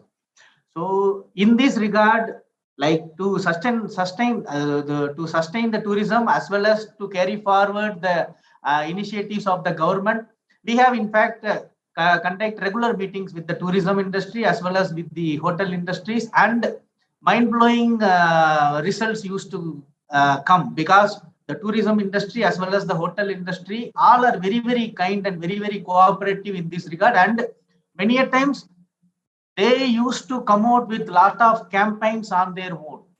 And many of the hotels in Kashmir especially, and you can find many of the hotels in Katra at the foothills of Mata Vaishno Devi, they have in fact taken a lot of green initiatives, and many of the hotels, they have conducted plantation drives also. They have planted more number of trees also in during the monsoon season as well as in winter season as well. And at the same time, they have in fact banned the use of single-use plastics in the hotel premises also. And whoever guests and tourists and the pilgrims who are visiting Mata Vaishno Devi as well as Sri Amarnath Shrine, as well as in all the tourist spots of Jammu and Kashmir, they will be first given awareness by the hotel industry and the tourism industry during the registration itself. And you can see from the Sri Mata Vaishno Devi Shrine Board website also, in the Sri Amarnath Shrine Board website also, they have given the account, all the account of the green initiatives they have taken. And in the tourism industries, tourism department's website also, lot of initiatives are being taken. And for your kind information, as Pollution Control Board, what we are also doing from our side, for all the consents which are to be renewed by the hotel industries, we are actually imposing a condition to follow the government orders. The consent to operate shall be subject to adherence to the government order for elimination of the single-use plastics, as well as the recent directions of Honorable National Green Tribunal in OA number 400, which has been emphasized by the CPCB also, which is for implementation of these non-biodegradable materials in the hotels as well. So we have sensitized the hotel industry, and many of the hotels, they have in fact kept some signboards, kept some pamphlets in this regard in the reception desk itself for the information of the tourists who are checking the hotels. Apart from that, we are effectively using the eco clubs constituted in the schools and colleges, because they are the future generation which are going to take our country pollution free. So the lot of enthusiastic participation are being done by the eco clubs, and the eco clubs are concentrating mainly on the pilgrimage tourism in Katra, in Sri Amarnath Shrine, and in all the important tourist spots of Jammu and Kashmir, starting from Gulmarg, Pahalgam, Sonamarg, Verinag, this Doodh Patri everywhere and in Dal. So regular street campaigns, and we have roped in some street plays also. Some plays are also there, even very important tourist spots, just to sensitize the tourists who are all coming to Jammu and Kashmir. And then we have taken recently, the Jammu and Kashmir Forest Department has come out with a unique trekking experience in the famous Sri Shankaracharya Hills in Kashmir, because 360-degree view of Srinagar city will be viewed from that particular place. And in that, they have started, the Jammu and Kashmir Forest Department had started green initiative, like whoever enter into that particular forest area, that green trail, that is a trekking, eco trekking area, they have to deposit all the plastic items they were having, and they will be having they have to deposit security fee. Then while they come back, it will be delivered. And wherever possible, we have installed all waste bins regularly collected by the Jammu Municipal Corporation, as well as Srinagar Municipal Corporation and Municipal Committee of Katra. Because at the same time, I admit, yes, lot of tourist influx is there in because of the signs of recovery of Jammu and Kashmir and normalcy returns to Jammu and Kashmir. Lot of tourist influx, and this time record number of tourists they visited during winter.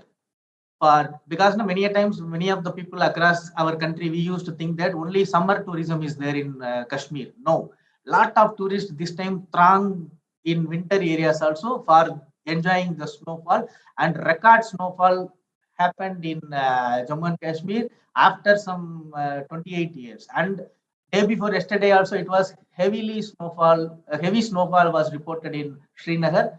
And obviously, and at the same time, even now, I can appreciate our people also, that through people like you, like your organization, and through social media and through environmental awareness campaigns of our government, as well as from NGOs, as well as from like-minded society. Now I can definitely share this thing, that now the people, the tourists and the common people and the pilgrims who are all coming, they are in fact very aware of this.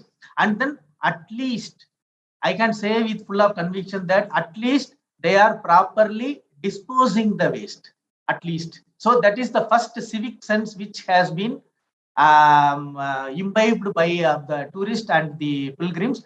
And great results we have in fact got, because regularly the checking by our district officers also revealed that yes, the required civic sense has been developed and imbibed by the tourist, pilgrims, as well as common people who are visiting. And at least because of proper wastage disposals, which are installed in proper places in all the entry exit levels, people are now bound, because of great awareness happening in the social media as well. They are in fact following that good principles of proper waste disposal. So this is a good takeaway message I can give to this forum, number one.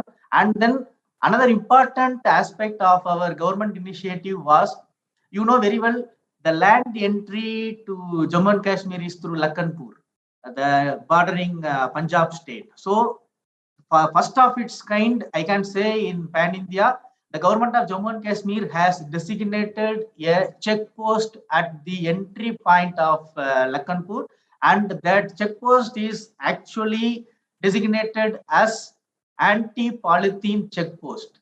And I don't think in any other state this particular anti-polythene check post is functioning. To my knowledge, it is not. But in Jammu and Kashmir, the Jammu and Kashmir government very with this innovative, because it is one of the very it falls in seismic zone 5 also, so environmentally very fragile state, Jammu and Kashmir. So very importantly, this decision has been taken, and all the vehicles used to which are entering through Lakhanpur will be put into check in this Lakhanpur anti-polythene check post, which is being manned by Pollution Control Board staff forest department staff and forest protection force staff personnel, as well as Jammu and Kashmir police.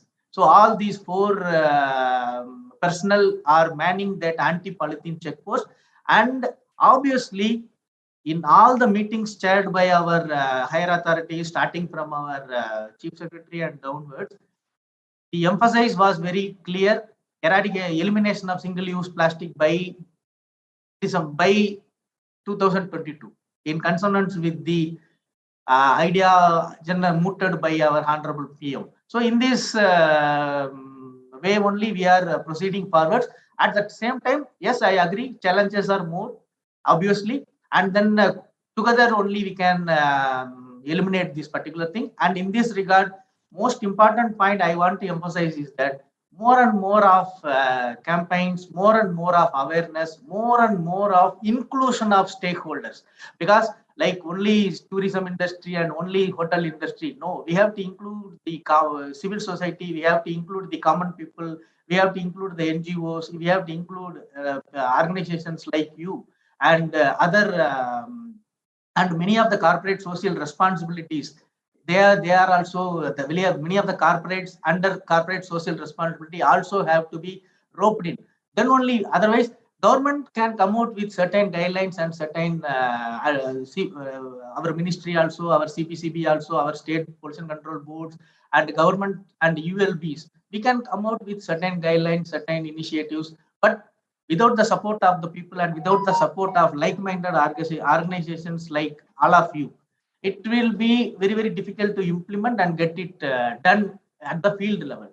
So my appeal through this forum would be to all the participants who are all joined in this webinar to come forward to come forward and take forward the message of our honorable PM for the elimination of single-use plastic by 2022. At the same time, our tourism industry also should flourish. So vis-a-vis our green initiatives are to be developed and alternatives are to be developed. And for your kind information, actually, there were only 3 big manufacturing industries of single-use plastic in Jammu and Kashmir. But before 2019, then after 2019, we have slowly asked them to shift over to new technology. Then I have to appreciate them. Now all the 3 have shifted to new technology. One, in fact, one have completely stopped the production of single-use plastic. Rather, he has moved on to making of paper disposables. Second one, he has moved on to polylactic acid based disposable plates, completely eliminating the disposable plates made of single-use plastic. And then the third one is now shifting to paper disposable. So as on date, in the entire jurisdiction of Jammu and Kashmir, there is no single-use plastic manufacturing unit. That is a big achievement from the government as well as from the Pollution Control Board of Jammu and Kashmir. And we have in fact asked our government also to come out with giving more and more of incentives to such type of industries who are coming forward to go for alternatives to plastics. Like one such big industry, they are now in the offing, they are coming out with making of leaf cups and all. Like that, they have some initiatives, green initiatives and biodegradable cups and all, they are in the offing. But I don't know, because they are taking so much of time, but because of the new industrial policy of Union Territory of Jammu and Kashmir, many such alternatives are coming into the forefront. And yes, together we can definitely achieve this particular goal of elimination of single-use plastic. And lot of things to cover, but at the same time, since time is very, very less, and obviously all of you are all the other panelists are also eagerly waiting for their turn. So these are all some of the initiatives, and many of such green initiatives are in the pipeline, and definitely together we can come out with elimination of single-use plastic. And at the same time, with more and more of green alternatives, definitely we can allow our tourism industry also to flourish, because it is in fact livelihood based. So we have to take that into account also. So in this regard, these type of initiatives, these type of workshops, webinars, they are all very, very important. So once again, I thank you, Mr. Kamal Sharma, the CEO of WeCare, and as well as Mr. Akram Huaq, the founder editor of the Policy Times, and all the other panelists and all my previous speakers who have thrown light into this wonderful session and the most needed session. So thank you so much. Thank you. Thank you, Mr. Kumar. It was really good to listen. A lot of actions on ground by Jammu and Kashmir Pollution Control Board. In fact, when you were speaking, I was also thinking that, since all the Himalayan states of India, if they can have a joint group to, think together on these policy instruments, because, whether it's hotel industry or any industry, they want consistency. अभी ऐसा नहीं होना कि JNK में एक tax है but वो UK में नहीं है एंड सो वो एक it gives a very different messaging. So when we some aspects can be thought about it, how we can collectively decide on these policy instruments. Number two, involving hotel industry. When I see from the supply chain perspective, they not only can partner with us because they could be the source of segregated plastic waste, which we need currently. And it is easy and comparatively it is convenient for bringing hotel industry to ensure the guests which stays, they segregate their source, they put the bottles in certain bins and hence they can be a source of segregated plastic waste. Then we just need to collect and transport it to the recyclers. And thank you for sharing it. You have also working with youth. It is a great initiative from WeCare side. Also, we have a WeCare fellowship program where we engage with the school and college students and to create awareness, because the right set of messaging needs to be given to the youngsters. What they are currently is fed by the media reports coming from all across the world. Plastics is bad, plastics is going there, but nobody is actually educating what is their role to address it, because that's where we need to focus on, and that's where the behavioral change would come. Behavioral change won't come by making hue and cry about a problem, but thinking about solution and then communicating it. Sir, thank you so much for your address, and it has really added value to our policy dialogue series. And now I would switch to Mr. Amrendra Kumar. Thank you so much. Thank you. Please stay with us, because other panelists I would also pick their brains along these points. And I would like to now call Mr. Amrendra Kumar, Vice President, Ramki and whole-time director. So Mr. Kumar, Ramki is one of the oldest pillars of waste management in India. They have been across various states. You have not only been working on plastics, but also hazardous, every set of waste. There is a brand called Ramki.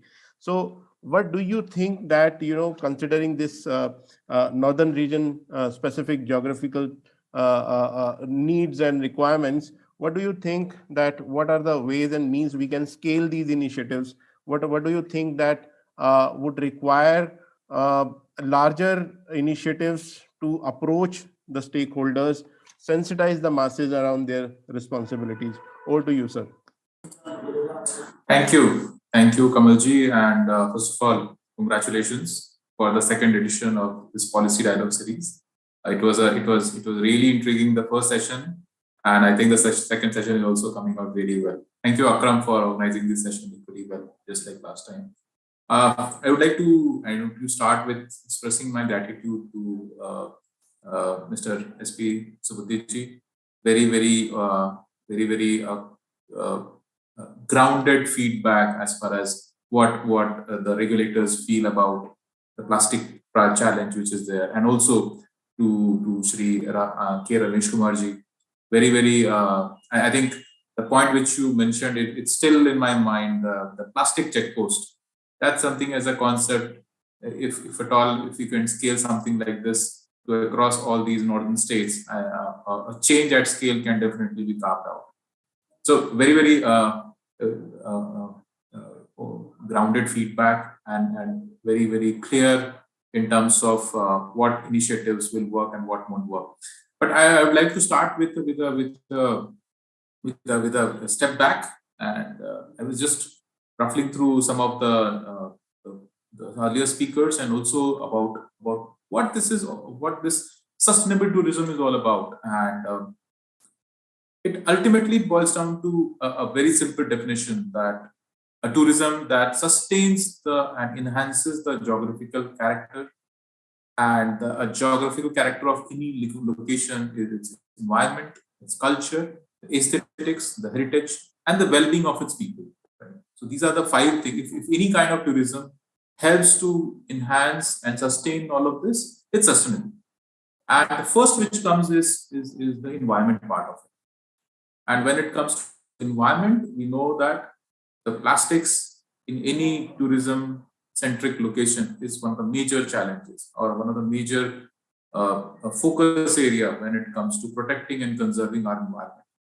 But again, I've been saying this all over, and I would love to repeat this. Plastics is a wonder material, badly managed by us. That's what plastic means for us, and as a company, the way we look at plastics. It's a wonder material, low cost, efficient, mass production, a good scalable business which can be built around this. But then, yes, we have not been able to manage this once the useful life of that material is over. So just to give you an example, and I have seen this at many places, a bottle of inlay and a bottle of Lay's chips, both manufactured by the same company. It's one of the favorite pastime at any tourism location. So chips and water, that's something I'm sure we all can recollect having at any during any of our vacations. Well, once it is used, the bottle, if it falls on the ground, 5 minutes, the bottle is gone. Why? It has value. The Lay's wrapper, it can stay there for years. Nobody is going to come and pick it up. Why? There is no value. Or the value is yet to be derived, or the value has not been discovered till now.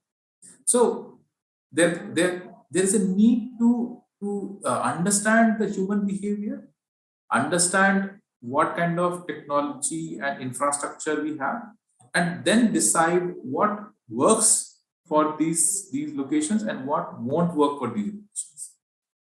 So I think a lot of the part of the problems and what could the possible solution has already been discussed, and I think we all agree to it. There is a need to relook at the kind of plastics which can be used in northern states and all these tourism-centric locations. There is a need to create a kind of a separate list of what's allowed, what's not allowed. Single-use plastics and banning it is a perfect idea of controlling it.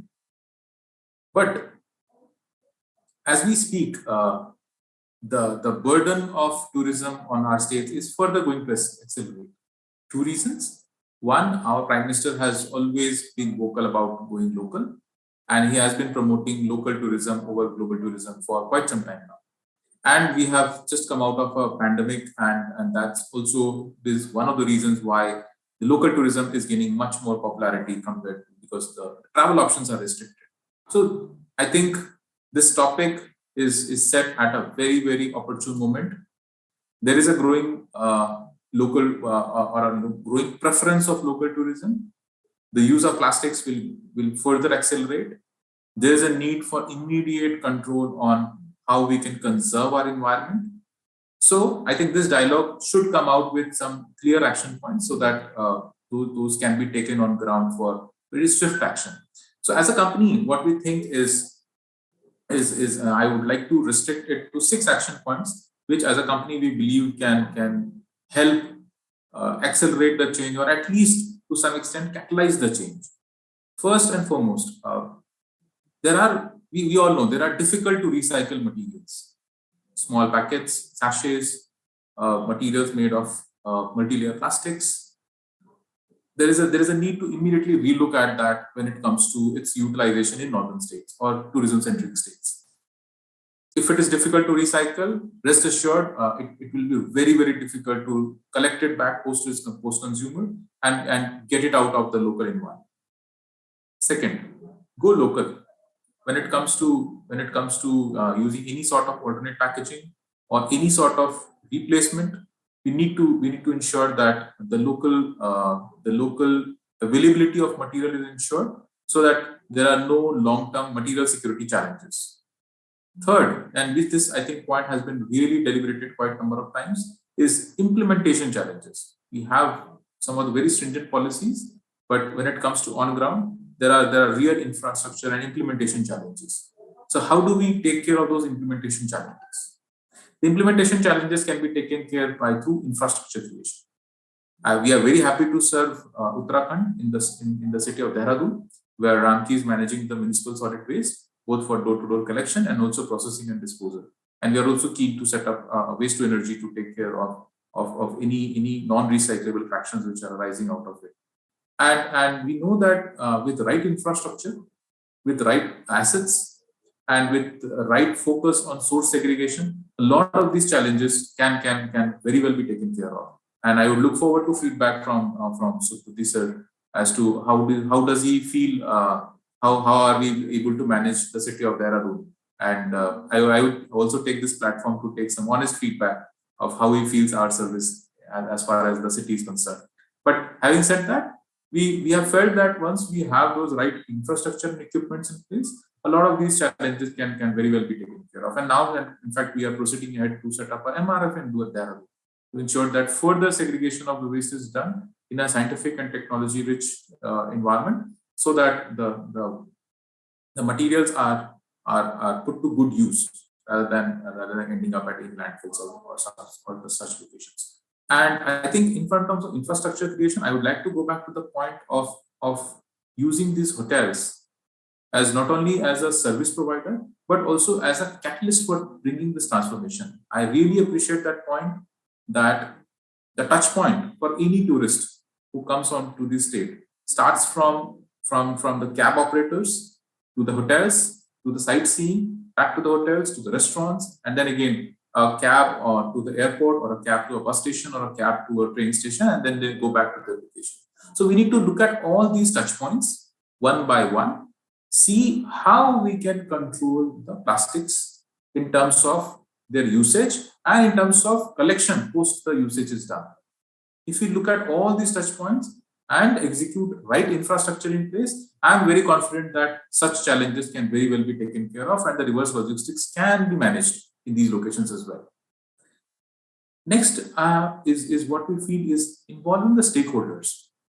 When it comes to all of these tourist-centric cities, it is really important to understand that who are all the stakeholders which are involved, right from the tour guide to the reception to the people who are providing all the services from the point a tourist enters to the time he leaves. We need to ensure that the stakeholders are very, very aligned on how we are going to control the plastic pollution and how are we going to minimize the waste generation.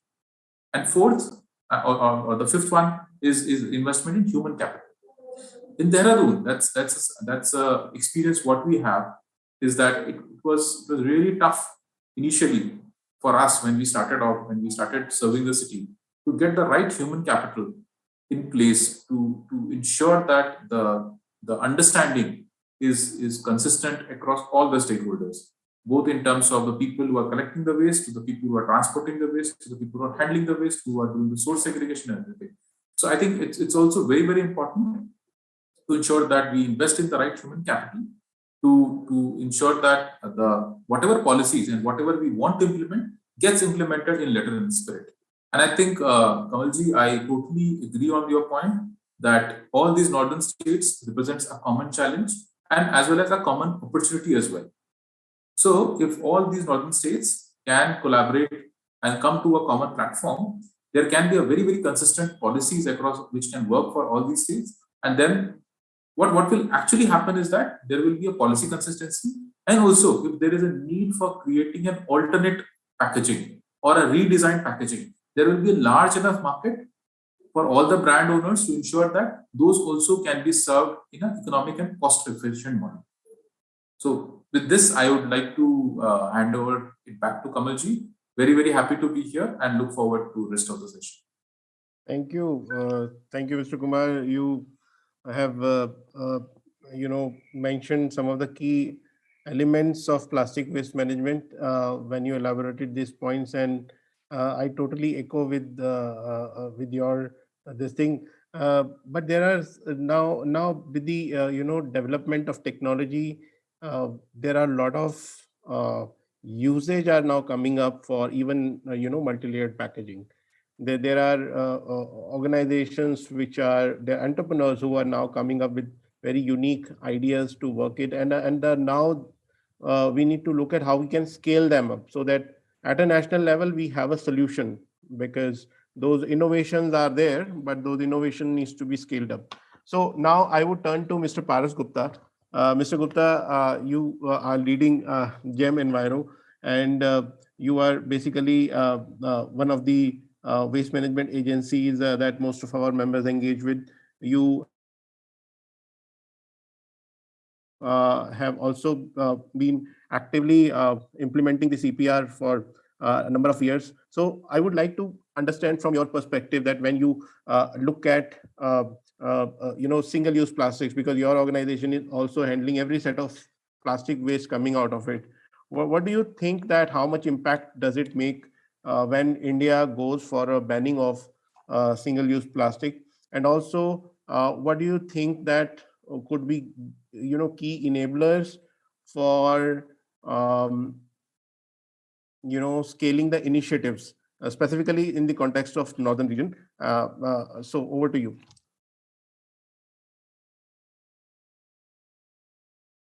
Yeah, you can unmute.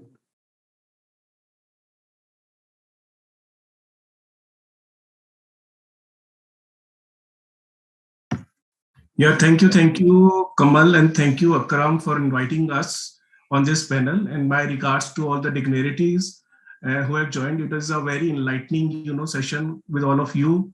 And then we are on the same page. As a GEM, I would like to highlight that we have been working since 2013. And as a professional, this market was always there, plastic collection, segregation, recycling. But as a professionals, we needed to understand how this informal sector, formal sector can be organized, and from all the stakeholders involved in that part, from the collection, segregations, and then to the others way out. So we did a lot of projects to understand this, behavior change, because we have to initiate the behavior change. We did a lot of projects with the different stakeholders. We did it with the schools. We started with our brand owners, with the colleges, with the schools, with the hospitals, with the malls, even with the rec pickers. So understanding the mindset of how these things can move in and how we can improvise, how we can, better these things. So whatever is there can be channelized into the proper channel there. And then we came up with, for this, we went out, we studied the whole model which is implemented in the world. So as the sir said, we thought of this machines and all these things because we worked on 3 pillars like awareness, infrastructure, and then the execution of that thing. The awareness, of course, people should know what will happen next if I throw the waste, if I dump the waste, so what will happen? So we have to excite them. This will happen after you throw the waste. It will turn into something beautiful. It will turn into something useful. And then other impacts it would create besides the useful items, other impacts it would create on the environment and other benefits. And of course, the most important is the infrastructure. The infrastructure, if I want to throw something, where to throw in the way? When we are talking about the sustainable tourism, as a traveler, I'm carrying something, so I will carry that thing up to some level. If I don't find, I will litter. This is the tendency of every tourist there. So I need to create the infrastructure where I can easily assess wherever I want to throw my litter, wherever I can go, and I can throw my litter easily. That's why we started with a reverse vending machine. This concept was brought to India by us only. We made in India itself, and then we worked at the different places like Shirdi we went. Rajamundri is another Kumbh Mela. There we installed these machines. in the Behrampur, and even we advised 4 years back to the Vaishno Devi Shrine Board also, how this thing could be tackled, or these machines or something can be put up, and how the incentivization, that is the most important, like sir was saying, pay and polluter policy. Actually, who will pay?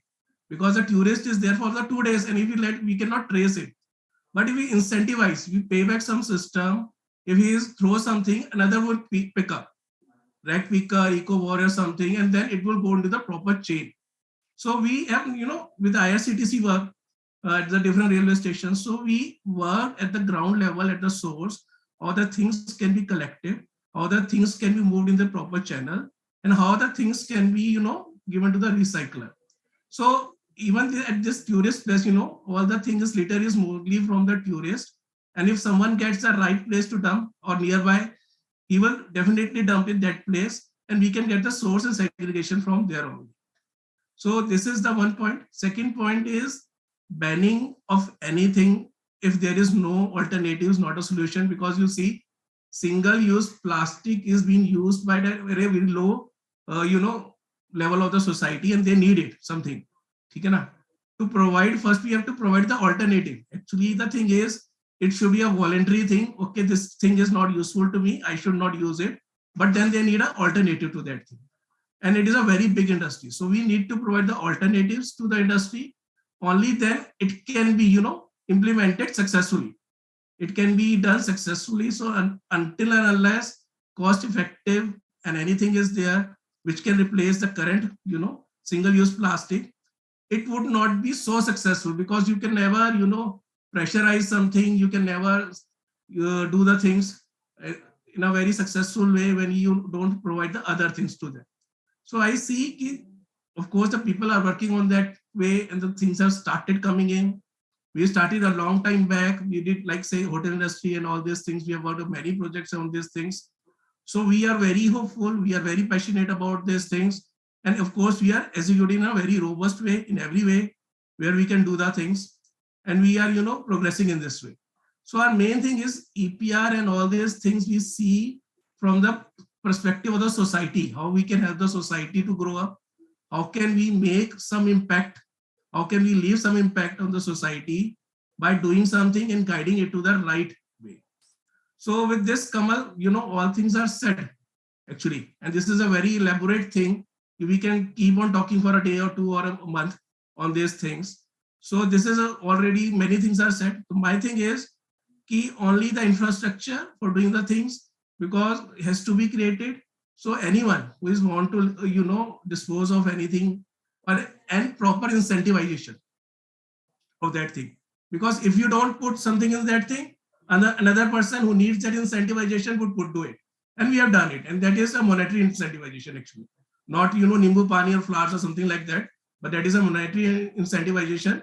What we have done, what we have reported, and what we have discussed at many panels.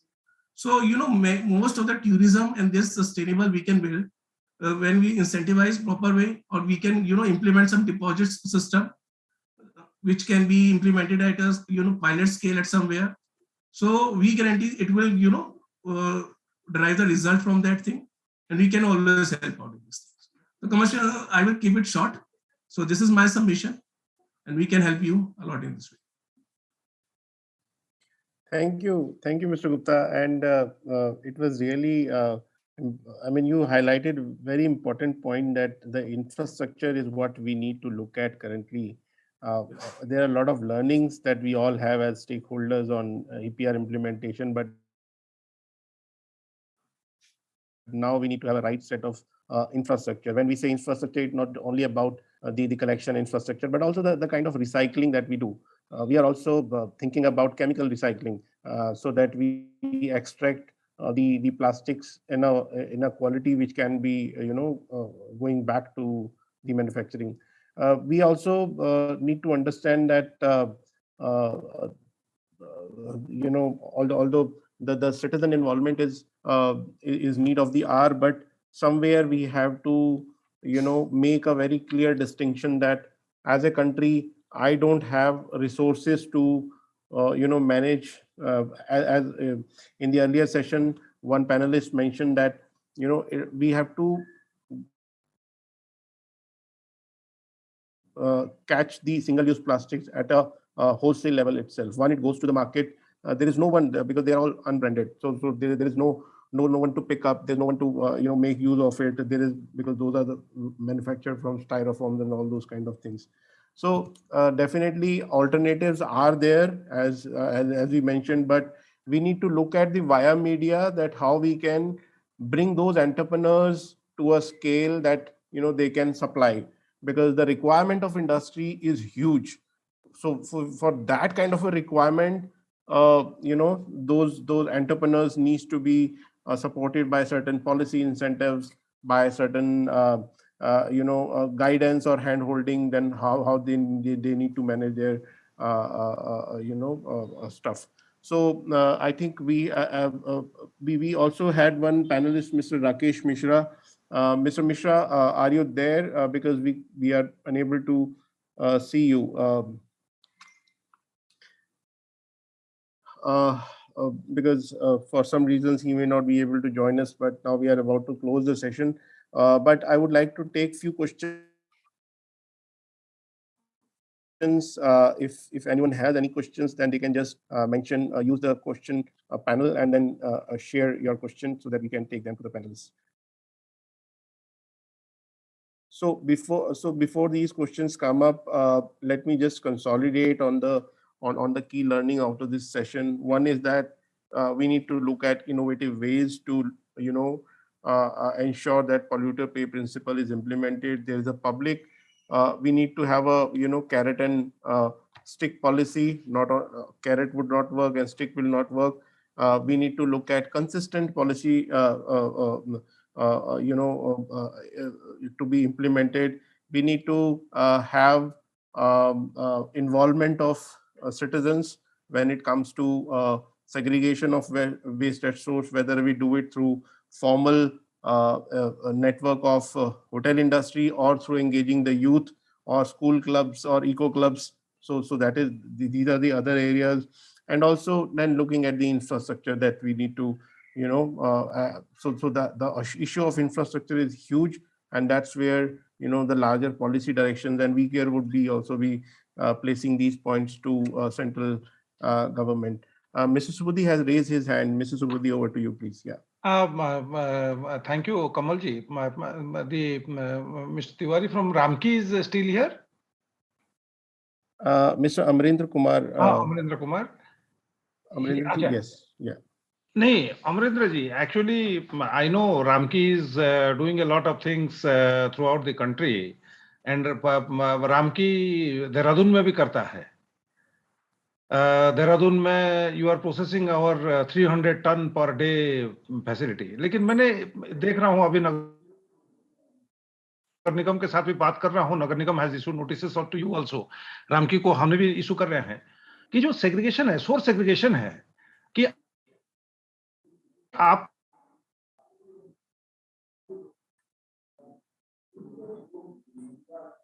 का जो आपने release कर, आप mixed wait collect करते हो घरों से, उसके बाद कहते हो कि आप एक 70 mm का सीवर लेते हो, बोलते हो कि इसको हम ये कर लेंगे.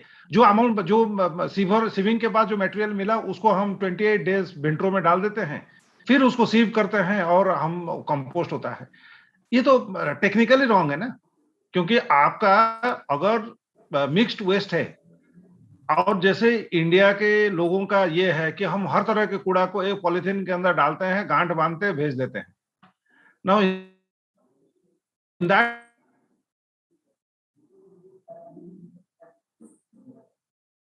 scenario, तो वो कंपोस्ट का भी कोई यूज लोगों ने, मैंने मैं तो अपने सारे अर्बन लोकल बॉडीज को भी कह रहा हूँ, रिक्वेस्ट कर रहा हूँ, लेकिन the technique that is being used is कि हम मिक्स्ड वेस्ट को ही सेग्रीगेट, मिक्स्ड वेस्ट को ही मैकेनिकल सेग्रीगेशन करेंगे और मैकेनिकल सेग्रीगेशन करने के बाद हम करेंगे. Now mechanical segregation I don't think it's a good thing in the sense that कि आपका अगर प्लास्टिक में पहले सॉइल्ड हो गया, आप उसको सेग्रीगेट बाद में कर भी लिए ना, तो कोई फायदा नहीं है, क्योंकि you require lot of water ना to clean it up again. तो what is your view on that? Sir, first of all, thank you for the feedback, and I think this is something which we know that it's a problem. अब इसमें sir मेरा जो हम लोग का जो approach है इसमें, जिस तरह से हम इसको कर रहे हैं, first thing what we are doing, in fact मेरी टीम ऑलरेडी आज देहरादून में ही है, and in fact we are finalizing some of the locations to set up an MRF so that we handle the mixed waste better than what we are doing today. But sir, इसमें एक ही चीज है जो as a company and as an individual which I feel is that source segregation is a behavioral change. हमारे देश में इंदौर जैसा भी शहर है जहाँ पे if we just eliminate some locations तो almost 100% source segregation भी हो रहा है, और हमारे देश में ऐसे कई ऐसे शहर हैं जहाँ पे सोर्स सेग्रीगेशन बिल्कुल ही नहीं हो रहा है.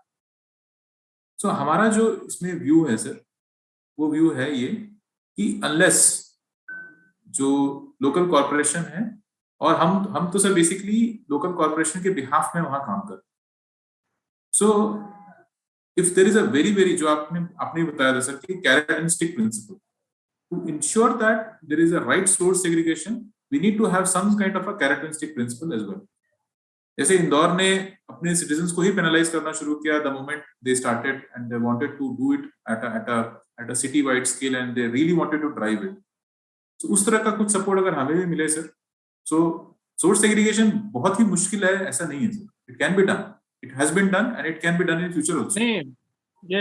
नहीं अमरेंद्र जी, अगर आपका टीम अगर आज देहरादून में है यार, आपने म्युनिसिपल कमिश्नर को भी बोलिए और मैंने मुझे भी बताइए कि मान लीजिए मैं कह रहा हूं कि आपका जो टीम जाता है मान लो घरों से कलेक्शन करने के लिए, अगर किसी घर ने सेग्रीगेटेड वेस्ट नहीं दिया, आप यू आइडेंटिफाई लोकेलिटीज, माने you start with post locality like let's say Usha colony, आप कहिए कि भाई सेग्रीगेटेड वेस्ट अगर नहीं देगा तो हम घर से कूड़ा नहीं उठाएंगे, and you put A sticker और नोटिस और समथिंग लाइक दैट कि भाई इस पर्टिकुलर घर से हम उठा नहीं रहे हैं. It's a very good suggestion, sir. I will pass it on to the team. Because there is no segregation. अगर मान लो कल के नहीं साहब, हमने तो 5000 घर से इसलिए नहीं उठा रहे हैं कि सोर्स सेग्रीगेशन नहीं हो रहा है. पहले दिन नहीं होगा, दूसरे दिन नहीं होगा, तीसरे दिन तो होगा ना. कैरेट एंड स्टिक पॉलिसी इसलिए कह रहा हूं क्योंकि मैं तो देख रहा हूं क्या है, आते हैं मेरे घर में भी आते हैं, हमने भी ये है क्योंकि आते हैं तो वो कूड़ा ले जाते हैं फिर इकट्ठा कर देते हैं. मैं अगर सेग्रीगेट कर रहा हूं मेरे आंखों के सामने ही इकट्ठा कर देते हैं, तो ये भी तो हमको देखना पड़ेगा होगा और सोर्स सेग्रीगेटेड मटेरियल ही जाए. Very good suggestion, sir. I will pass it on to the team, to the ground team, and I will ask them to immediately start working on this kind of an approach. I think it will work. We are very confident. Dry waste लीजिए, आप कहिए कि अच्छा, उसके बाद जैसे अभी कमल जी ने भी बात कर रहे थे, देखो देयर आर सर्टेन एरियाज, लेकिन दुकान है, माने आपके पास बहुत सारे कमर्शियल एस्टेब्लिशमेंट जहां पे 90% वेस्ट जो है वो ड्राई वेस्ट है, और आपके पास मंडी टाइप के बहुत सारे इलाके हैं जहां पे 95% वेस्ट आपका ये है बायोडिग्रेडेबल वेस्ट है. आप दोनों को एक ही गाड़ी में लोगे तो कैसे होगा? क्योंकि कोई फंडामेंटल प्रिंसिपल ये है कि हम मिक्स्ड वेस्ट को लेके मैकेनिकल सिस्टम करें. We need to change that technology. Right, sir. Thank you for your suggestion, sir. We'll take it up. Thank you, sir, for sharing your perspective, and it is always good to learn from you. I think we had a very good discussion around all the and we would now would like to call off this session. We are at the end of the session. We have been doing pretty well on timings. It's 1:30 now. And from WeCare side, we would like to all the panelists in this session, specifically Subudhi sir, for his always thought leadership that we expect from him, and to all the fellow panelists, Mr. Amarendra Kumar, Mr. Paras Gupta, Mr. Ramesh Kumar from Pollution Control Board, And we look forward to doing more and more such kind of session, so that there is a continual exchange of ideas, suggestions, and we all learn from each other. Thank you so much. Thank you. Thank you. Thank you.